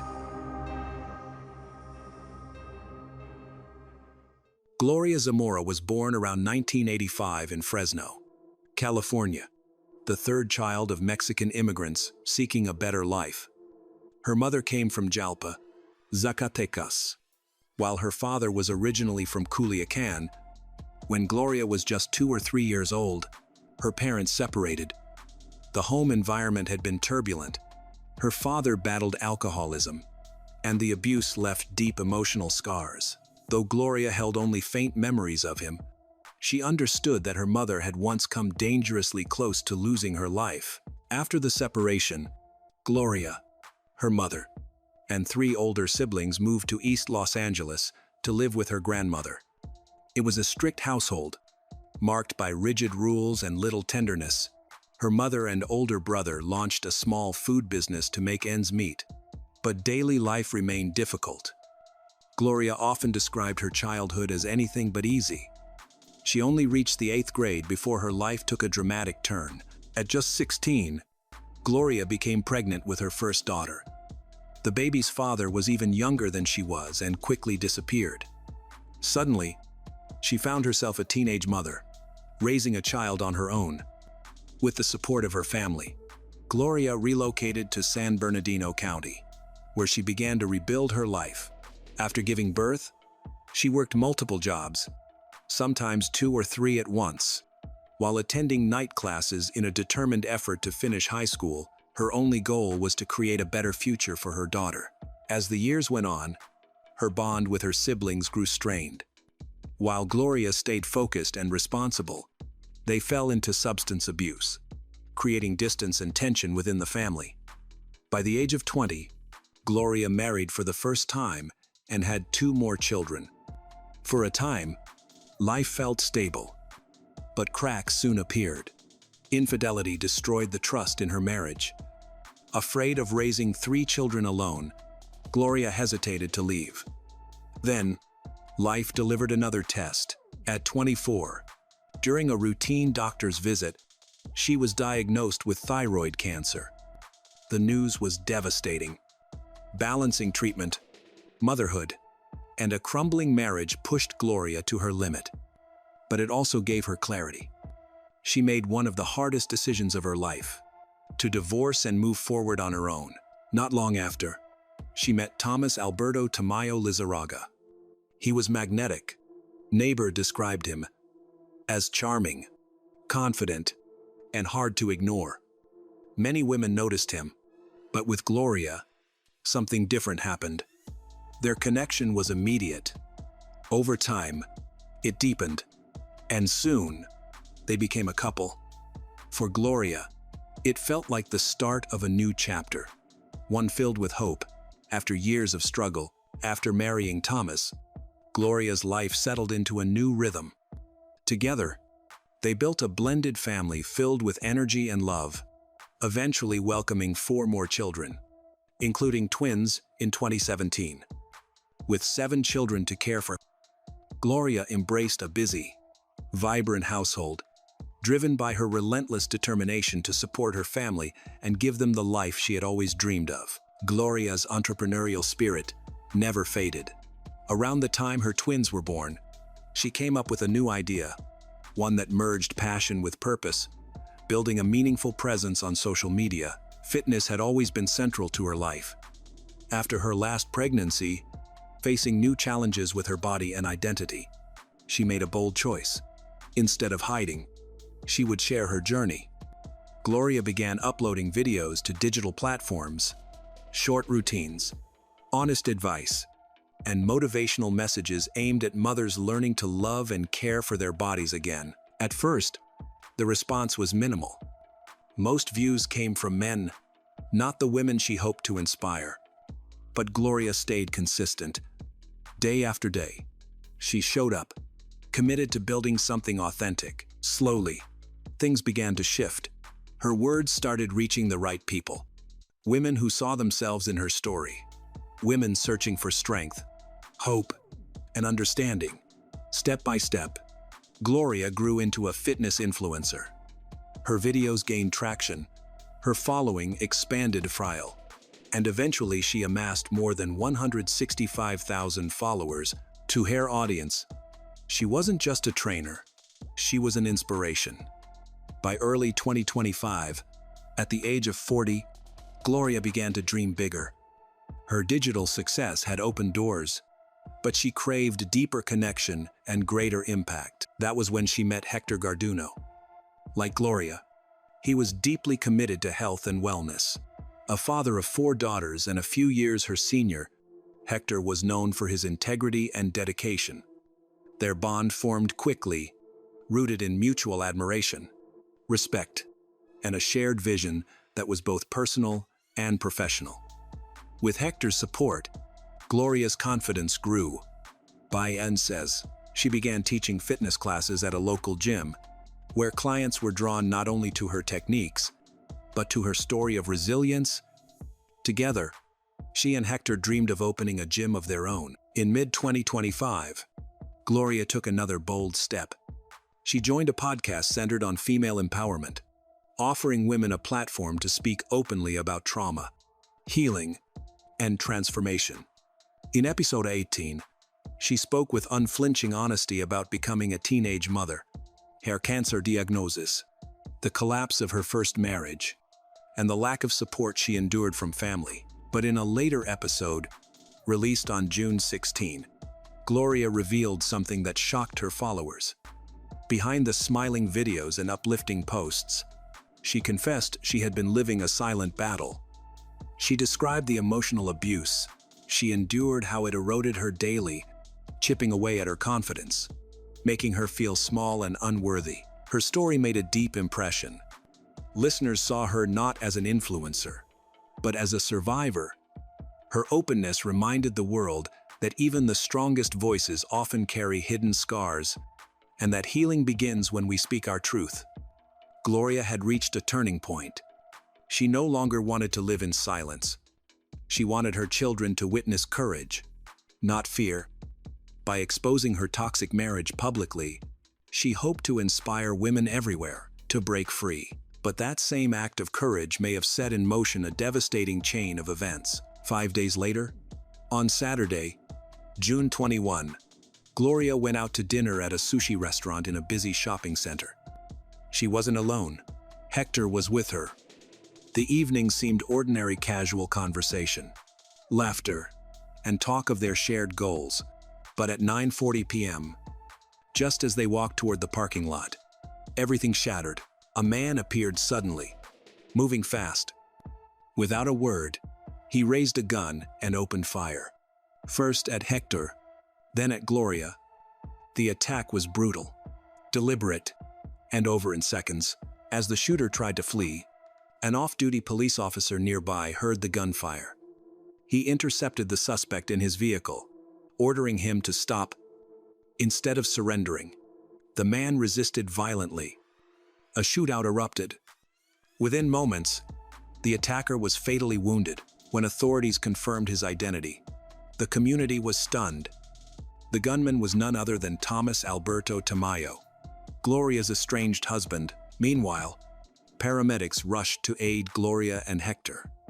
Both were transported to a nearby hospital, but their injuries were catastrophic. Despite every medical effort, neither survived. News of the tragedy spread within hours. Headlines dominated social media feeds. Gloria's name trended as thousands of people expressed disbelief, grief, and outrage. Her followers reposted clips of her smiling, encouraging others, and urging women to find their strength, turning her digital legacy into a memorial of resilience. What stunned many was the timing. Just days earlier, Gloria had spoken publicly about her painful divorce. She had revealed the abuse, the struggle, and her choice to finally walk away. For some, this was more than a tragedy. It felt like a crime foretold. Many began calling it by its name, femicide. As investigators dug deeper, disturbing details about Gloria's marriage to Thomas surfaced. Tension had reportedly existed since the birth of their first child. Arguments over money gave way to deeper fractures. Gloria worked multiple jobs to keep the family afloat. While Thomas showed little interest in contributing, she tried to balance work, children, and a household. But he remained detached. One constant source of conflict was order. Gloria craved cleanliness and structure, something Thomas rarely respected. But the breaking point came when she confided her dream of creating fitness videos for mothers. Still recovering from giving birth to twins, she felt insecure about her body and hoped her content might inspire others. Instead of supporting her, Thomas mocked her. He belittled her appearance, sneered at her stretch marks, and told her no one would care. His words weren't protective. They were meant to silence. For a time, she listened. She doubted herself, shelved the project, and carried his cruelty like a weight. But her daughters encouraged her to try again. Their belief in her reignited the fire Thomas had tried to extinguish. In the days following her death, Gloria's oldest daughter became the family's voice. Through heartbreak, she spoke with clarity and strength about missing her mother, about expecting her to walk through the door as if nothing had happened, and about the unbearable emptiness that lingered. She promised to stay strong, for her siblings, for her grandmother, for everyone Gloria had left behind. Rumors quickly spread that Hector had been Gloria's romantic partner. Her daughter corrected the record. That night at the sushi restaurant, they weren't on a date. They were concluding a work meeting, finalizing plans for the gym they dreamed of opening. Gloria's mother later revealed that Thomas had a troubling past, one marked by obsession, He stalked Gloria, followed Gloria after work, and made chilling threats. In her words, he was a man who would do anything to destroy Gloria. In the aftermath of her murder, the community came together to support the children she left behind. A GoFundMe campaign was launched, describing Gloria as a radiant soul, a motivator, and a loving mother whose life was stolen in a senseless act of violence. Donation poured in quickly, raising more than $25,000 in just a few days to help her 7 children, ages ranging from 8 to 24. And to cover funeral costs, Hector's family also started a fundraiser. His daughters described him as a devoted father and a hard-working man who loved deeply and lived with purpose. His death left behind an unfillable void in their lives. But while many showed compassion, social media soon became a battleground. Thousands demanded justice for Gloria, but others rushed to defend Thomas. Some called him a loyal husband, a dedicated father, and a provider who had spent decades building a family. More disturbingly, there were voices that blamed Gloria herself. They claimed she provoked him, accused her of humiliating him, and even suggested she should have behaved more modestly. It was a dark wave of online misogyny, trying to rationalize the violence she endured. Videos soon surfaced from people who claimed to know Thomas personally. Some accused Gloria of being the abuser, pointing to an alleged domestic violence complaint filed earlier in the year. They insisted Thomas had given her everything she wanted, yet nothing was ever enough. Some even alleged that Gloria and Hector mocked him publicly, suggesting that repeated humiliation had pushed him over the edge. Meanwhile, investigators uncovered chilling details. Days before the murder, Thomas had begun tracking Gloria's movements. He allegedly installed a GPS device on her car, monitoring her in real time. On the night of the attack, he followed her, hiding in the shadows for nearly an hour. He knew she was with Hector.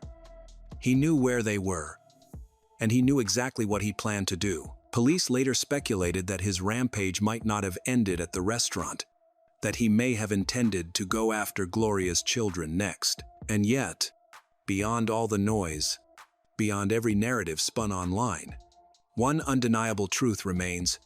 11 children lost their parents that night. Their sources of love, guidance, and protection were stolen in an instant. That is the deepest tragedy of this story. Gloria's eldest son described life with Thomas in stark terms: a living hell. To outsiders, Thomas projected the image of a respectable, supportive stepfather. But behind closed doors, it was different. The older daughters admitted they had long disliked him. They saw through his mask. In public, Thomas was charming, polished, almost princely. At home, he was controlling, narcissistic, obsessed with appearances. He told people he provided for the household. But in truth, it was Gloria who worked tirelessly, managing finances, caring for children, and holding everything together. After her last pregnancy, Gloria underwent reconstructive surgery to remove excess skin. Yet Thomas boasted to friends that he had paid for it, as if her transformation were his accomplishment. In the final year of her life, the contrast between them widened. As Gloria grew professionally, amassing followers, selling fitness products, and finding her voice, Thomas grew resentful. His ridicule escalated. He undermined her looks, her career, her self-worth. Bit by bit, she withdrew emotionally, no longer respecting him. By early 2025, she told him she was finished with the marriage. After 15 years of enduring his control, she wanted out. She was no longer willing to wait.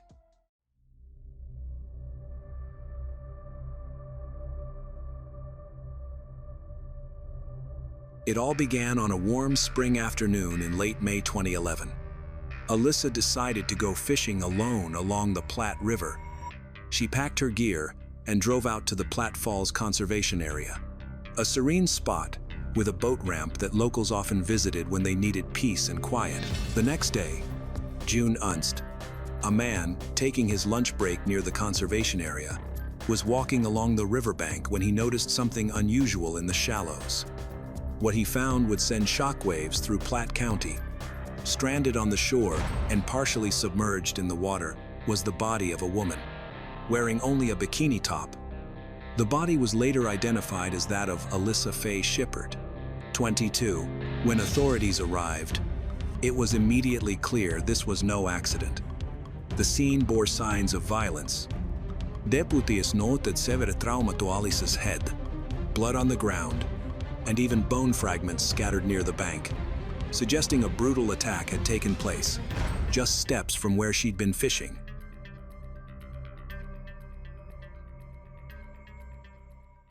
From that moment, the Platte County Sheriff's Office launched one of the most unsettling investigations the region had faced in years. Just upstream, her car sat untouched at the boat ramp. Her fishing gear was still nearby, as if she had simply stepped away. News of Alyssa's death spread quickly through Platte City, a town where most people knew each other by name and family roots stretched back generations. The questions came just as quickly. Who could have done this? Why here, in such a familiar place? And most painfully, why Alyssa? Alyssa had grown up in Platte City. After high school, she hadn't followed the traditional college track, but instead chose hard work and independence, holding a cashier job at Casey's General Store. But work was only part of her life. She loved fishing, especially along the Platte River. To those who knew her, it was more than just a hobby. It reflected her personality. By the morning of the 1st of June, 2011, the Platte Falls Conservation Area was as peaceful as ever. 2,300 acres of woods, trails, and water managed by the Missouri Department of Conservation. But that serenity shattered when deputies secured the scene where Alyssa's body was found. They quickly established a perimeter, marking off the muddy riverbank where the attack had clearly taken place. The evidence spoke of a sudden and violent confrontation that left a young woman's life cut short, and a community desperate for answers. When reported about the incident, medical personnel arrived quickly at the scene. The county medical examiner pronounced Alyssa dead on site. Early observations pointed to blunt force trauma as the likely cause of her injuries. Her identity wasn't immediately clear. No wallet, no phone, no form of identification was found with the body. Deputies began cross-checking local missing person reports, and it didn't take long for a lead to surface. Alyssa Shepard had already been reported missing the night before when she failed to return home or answer calls from her family. The description, along with her vehicle records, matched. Dental records and forensic testing would later confirm it beyond doubt. The body pulled from the Platte River was Alyssa. With that confirmation, the investigation shifted into high gear. Sheriff Richard Anderson and the Platte County Sheriff's Office mobilized detectives and crime scene technicians. They treated the riverbank like a grid, photographing and mapping every section. Evidence, from bone fragments to trace material, was carefully collected and bagged. Search teams spread into the surrounding woods, while divers from the Missouri State Highway Patrol scoured the riverbed for anything the current might have carried away. The conservation area itself became part of the investigation. Trails and parking lots were checked for tire impressions, discarded items, or any clue of suspicious activity. Rangers who patrolled the area were questioned, but no one had reported anything unusual in the days prior. Based on environmental factors, the spring temperatures and the river's steady, but not flooded current, investigators estimated the body had been in the water overnight. That detail suggested Alyssa may have entered the river near the boat ramp not far from where she was found. At a press conference, officials released only limited details. They urged the public to come forward with tips and set up a dedicated hotline through Greater Kansas City Crime Stoppers. Anonymous callers could even qualify for a reward. Meanwhile, the medical examiner transported Alyssa's body to the morgue for a full autopsy. Preliminary findings confirmed what the scene already suggested. Her head injuries were extensive, the result of violent force. Toxicology and other tests would refine the timeline of her death. Back at the lab, forensic teams worked with what little evidence they had from the riverbank. The current had washed away much of the DNA, leaving few biological traces behind. With physical evidence limited, investigators turned to Alyssa's world, the people who knew her, and the life she had lived. Alyssa's father described her as a kind-hearted daughter who had just cut her long hair to donate to cancer patients and was preparing to help tornado victims in Joplin. Alyssa's sister remembered her as a free spirit with a radiant personality who loved nature and cherished her relationships. Nothing in her background hinted at conflicts, grudges, or enemies. For detectives, that painted a troubling picture. If Alyssa wasn't the type to make enemies, then who had wanted to hurt her? Investigators next turned their attention to Alyssa's social circle. Friends described her as easygoing, deeply connected to her church, and focused on a simple routine of work, family, and time outdoors. The detectives probed her love life, asking if she had been seeing anyone or had been under any stress recently. Nothing stood out. At her workplace, Casey's General Store in Platte City, co-workers shared a common image of Alyssa as kind, approachable, and often mentoring new employees. She enjoyed chatting with customers and never mentioned any conflicts. Several colleagues remembered her talking about her fishing trip that day, excited for a few quiet hours on the riverbank. No one recalled hearing about arguments or threats. Despite interviews and repeated reviews of her phone records, the investigation stalled. Summer faded into fall, with no major breakthroughs. The autopsy confirmed Alyssa had suffered devastating blunt force trauma, consistent with a heavy object. But without the murder weapon, detectives had little to anchor their case. Then, in the early hours of the 26th of December, 2011, everything changed.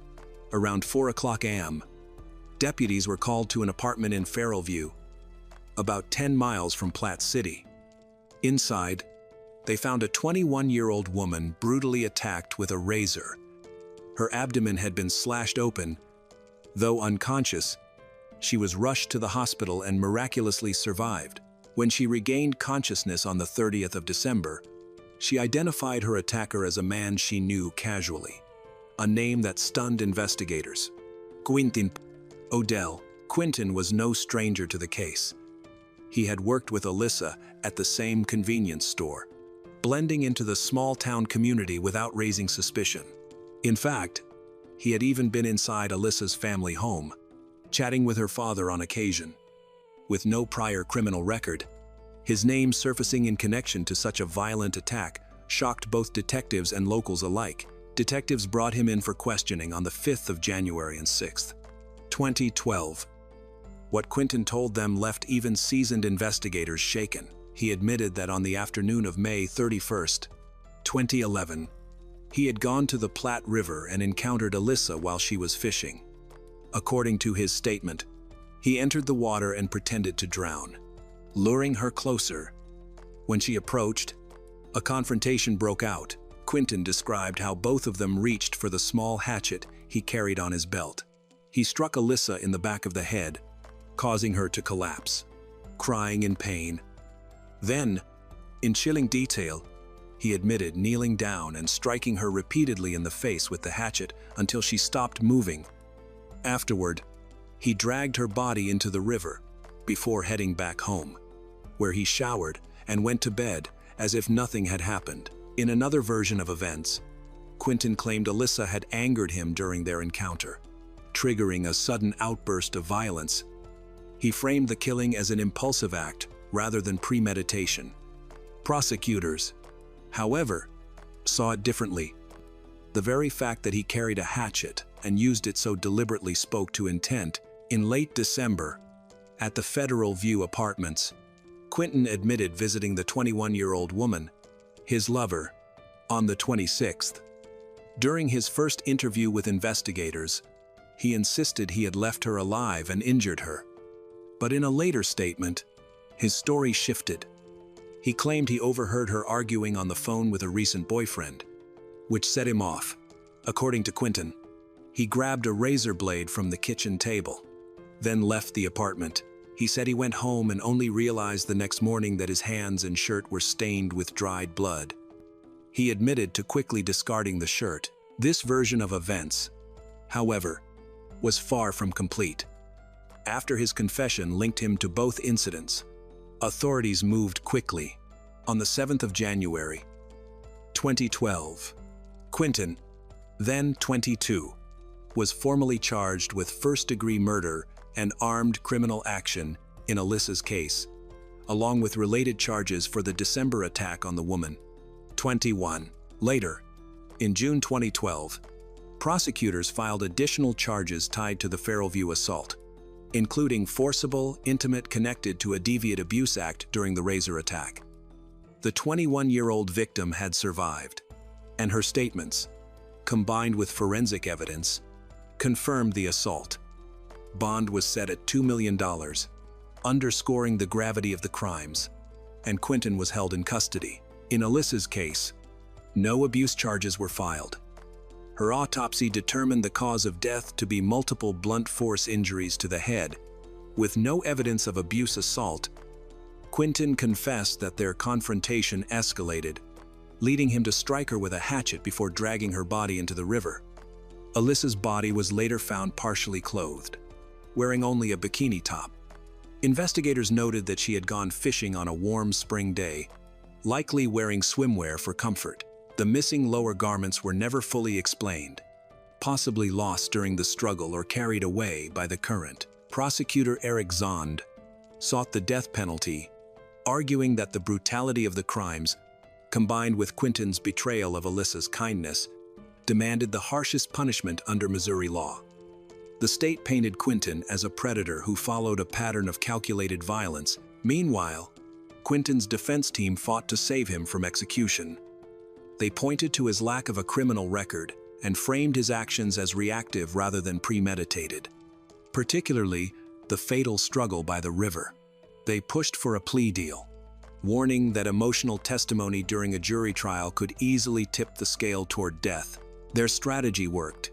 On the 24th of January, 2013, Quinton P.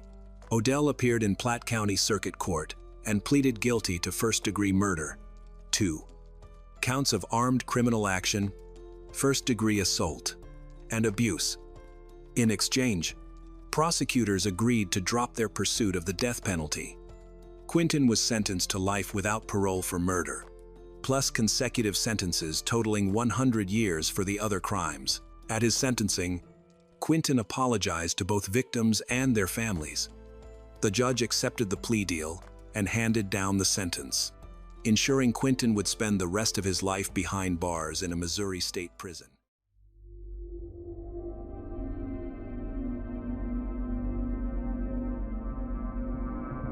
She was once a shining example of positivity, a young woman whose vibrant energy uplifted everyone around her. However, one summer night in Las Vegas, her bright spirit was tragically extinguished in an unimaginable way. What began as a quest for meaning and spiritual growth took a dark turn, leading her into a world filled with rituals, substances, and a man who claimed he could purify her soul. In the hours that followed, her search for peace transformed into a horrifying nightmare. How did a woman celebrated for her kindness and inspiration find herself ensnared in a deadly ritual of spiritual cleansing? And who was the man whose appealing persona masked a far more sinister nature? Join us as we reveal the story of Herleene, a journey of light overtaken by darkness and trust that led to tragedy. Herleene was born in 1991 in Philadelphia, Pennsylvania. She grew up in a nurturing environment, surrounded by the love of her parents and sisters, outgoing and personable. She easily connected with others and was known for her supportive nature and positivity. From an early age, Herleene was curious and eager to learn, especially about science and health. She enrolled in college to study biological sciences with hopes of a career in medicine or research. However, after graduating, she realized that working in a lab or an office was not her calling. Yearning for change, she made a bold move to Las Vegas. A city known for its many opportunities and bustling lifestyle, Las Vegas represented a fresh start for Herleene. Shortly after her arrival, she developed a passion for fitness. Within months, her physical transformation was remarkable. She grew stronger, and her confidence soared. This enthusiasm led her to become a certified personal trainer, motivated to help others achieve their goals. Her career flourished as clients valued her encouragement and authentic commitment. She didn't just create workout plans, she inspired people, helping them overcome insecurities and becoming a trusted companion in their fitness journeys. Her colleagues admired her positive energy and ability to connect with those around her. Yet, despite her success, she was struggling internally. After moving to Las Vegas, Herleene often contemplated the deeper meaning of life. This quest for understanding drew her towards spiritual practices. She explored alternative healing, meditation, and various philosophical views. The more she learned, the more captivated she became by concepts of inner balance, energy work, and unconventional perspectives on existence. This new interest introduced her to a different social group.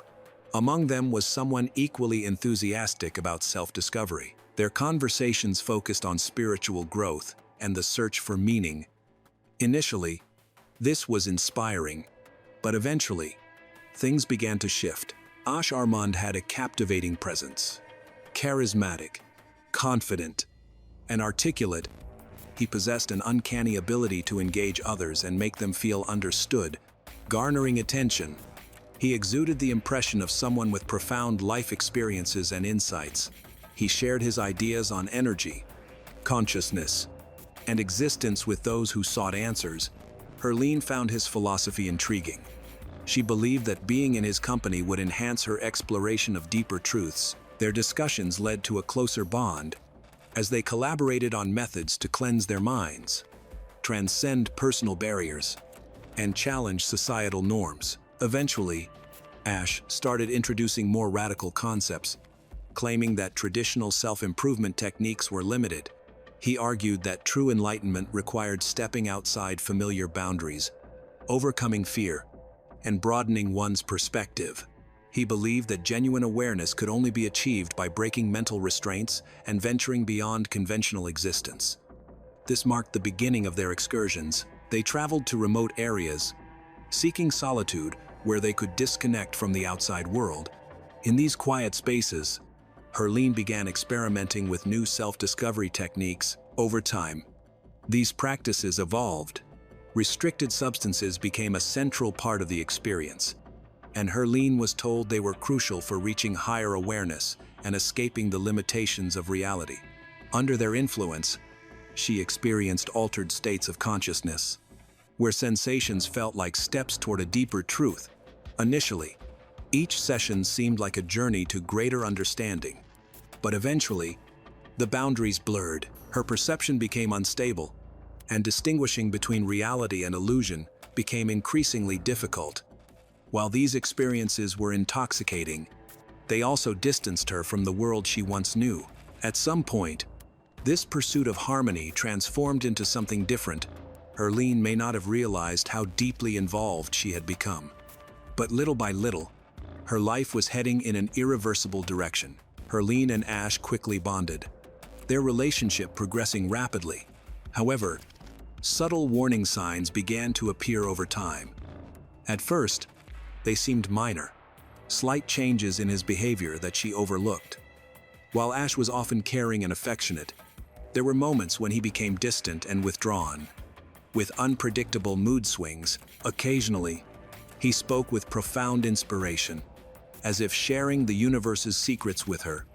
Other times, he grew irritable over trivial matters and would fall silent for long stretches. Sometimes, Ash would disappear completely, ignoring Herlene's messages and calls, only to return as if nothing had happened. He explained that he needed time to clear his mind and balance his internal energy. He claimed to sense other people's emotions, sometimes needing to isolate himself to escape their influence. Herleene tried to be understanding, but these absences left her feeling uneasy. Ash increasingly insisted that she needed to change her perspective, letting go of traditional beliefs. He argued that logic restricted people from unlocking their true potential, and urged her to trust her intuition and inner voice. As time passed, Ash's discussions became stranger. He spoke of higher beings and individuals connected to dark energy that hindered personal evolution. One unsettling claim was that something within Herleene needed purification. Ash insisted he could sense an imbalance in her energy field, which he claimed hindered her full awareness and true harmony. Ash's behavior became more erratic. Some days, he would say he could see her future or read her thoughts. Other days, he would express agitation, insisting she trust only him. These mood swings intensified. One day, he acted as an inspiring mentor. The next, he was withdrawn, irritable, and suspicious.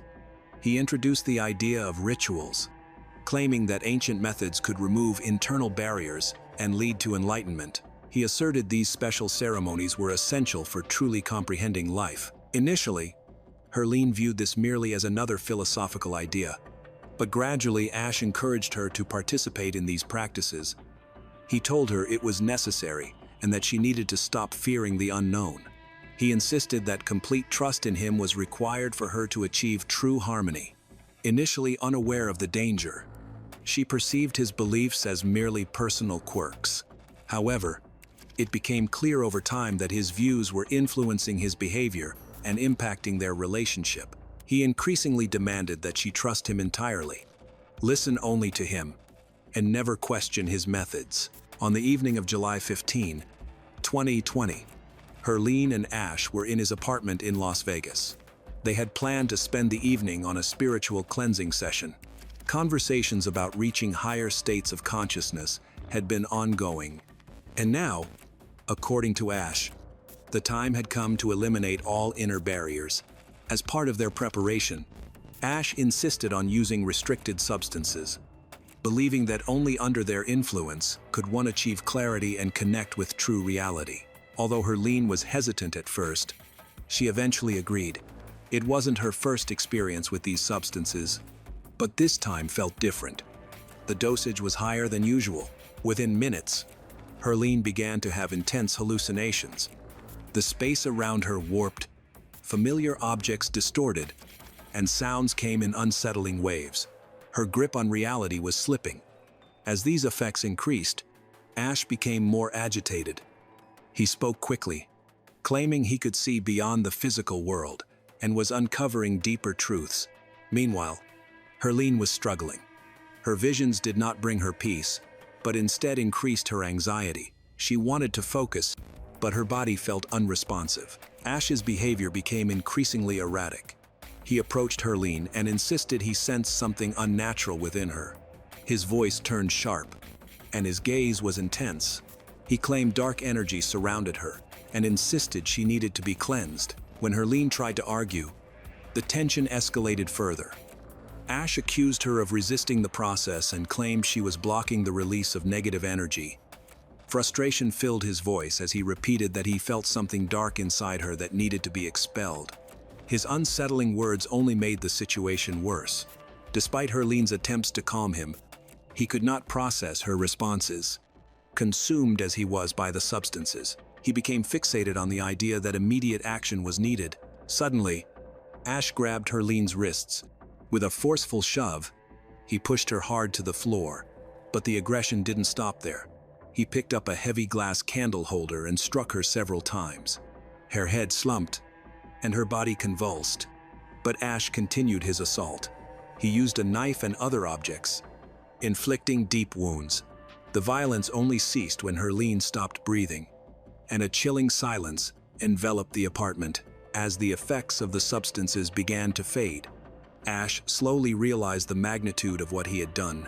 Blood stained the floor, his clothes, and his hands.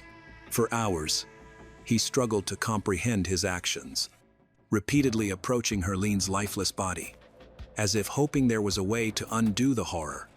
But nothing remained to fix. On the morning of the 16th of July, 2020, emergency services received a call.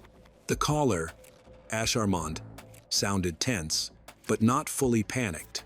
He informed the dispatcher that his partner was dead, claiming it was an accident and that he had tried to help her.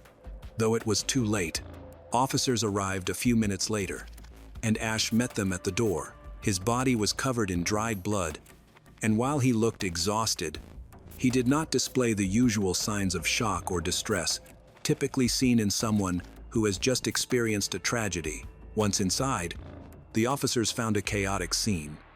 Herlene's body lay motionless in the center of the room.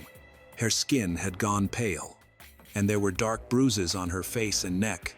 Her hands showed scratches and were stained with dried blood, suggesting a violent struggle had occurred.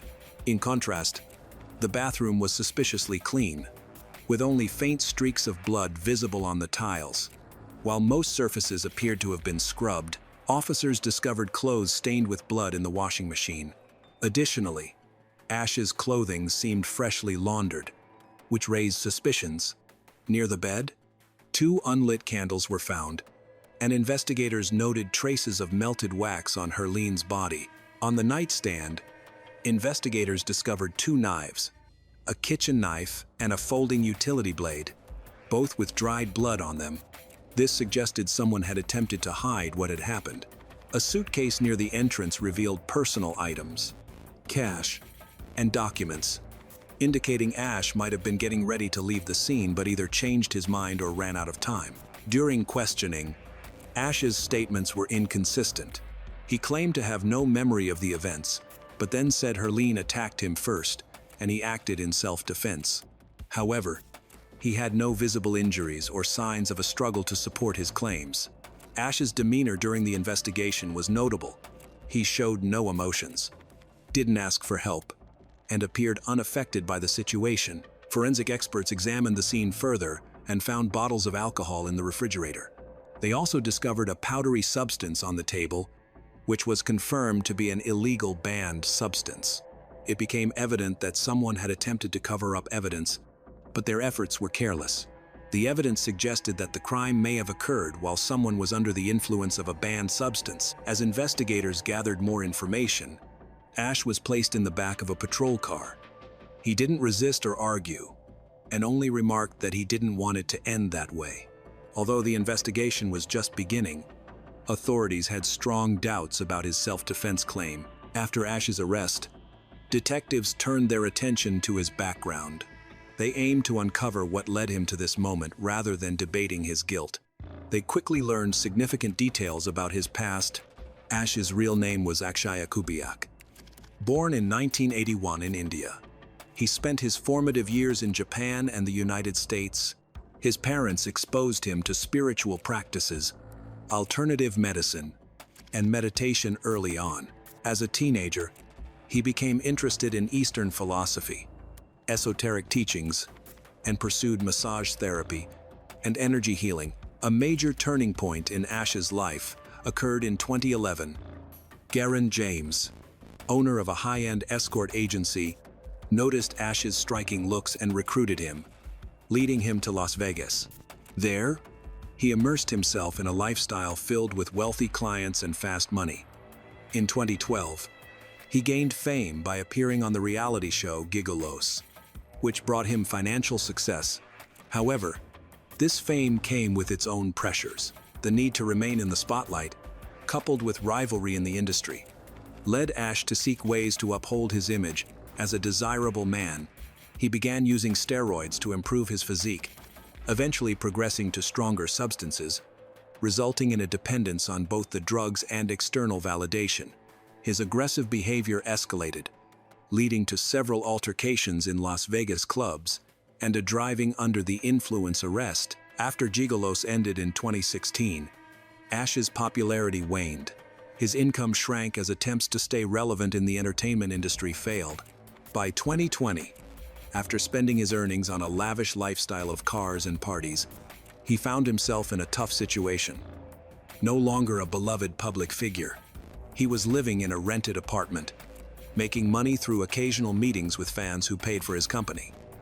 By the time he met Herleene, his life was already in turmoil. Searching for meaning, he became drawn to spiritual practices and mysticism, convinced he could reshape reality. However, influenced by banned substances, These beliefs morphed into an obsession. Ash's relationship with Herleene became a way for him to regain power. He viewed her not just as a partner, but someone he could control. Over time, his confidence developed into a belief that he held sway over her thoughts and destiny. On the night of the incident, Ash's mind, damaged by years of substance abuse and delusion, finally broke. Investigators gradually pieced together his story, revealing that this crime was not a random act. It was the result of a long, troubling path he had been on for years. The trial started in 2021, with prosecutors charging Ash with first-degree intentional harm. They argued that Herleene had suffered a brutal attack and that Ash's self-defense claim was inconsistent with the evidence. The defense contended that Ash was temporarily mentally unstable, asserting that substance use and emotional distress had caused him to lose control.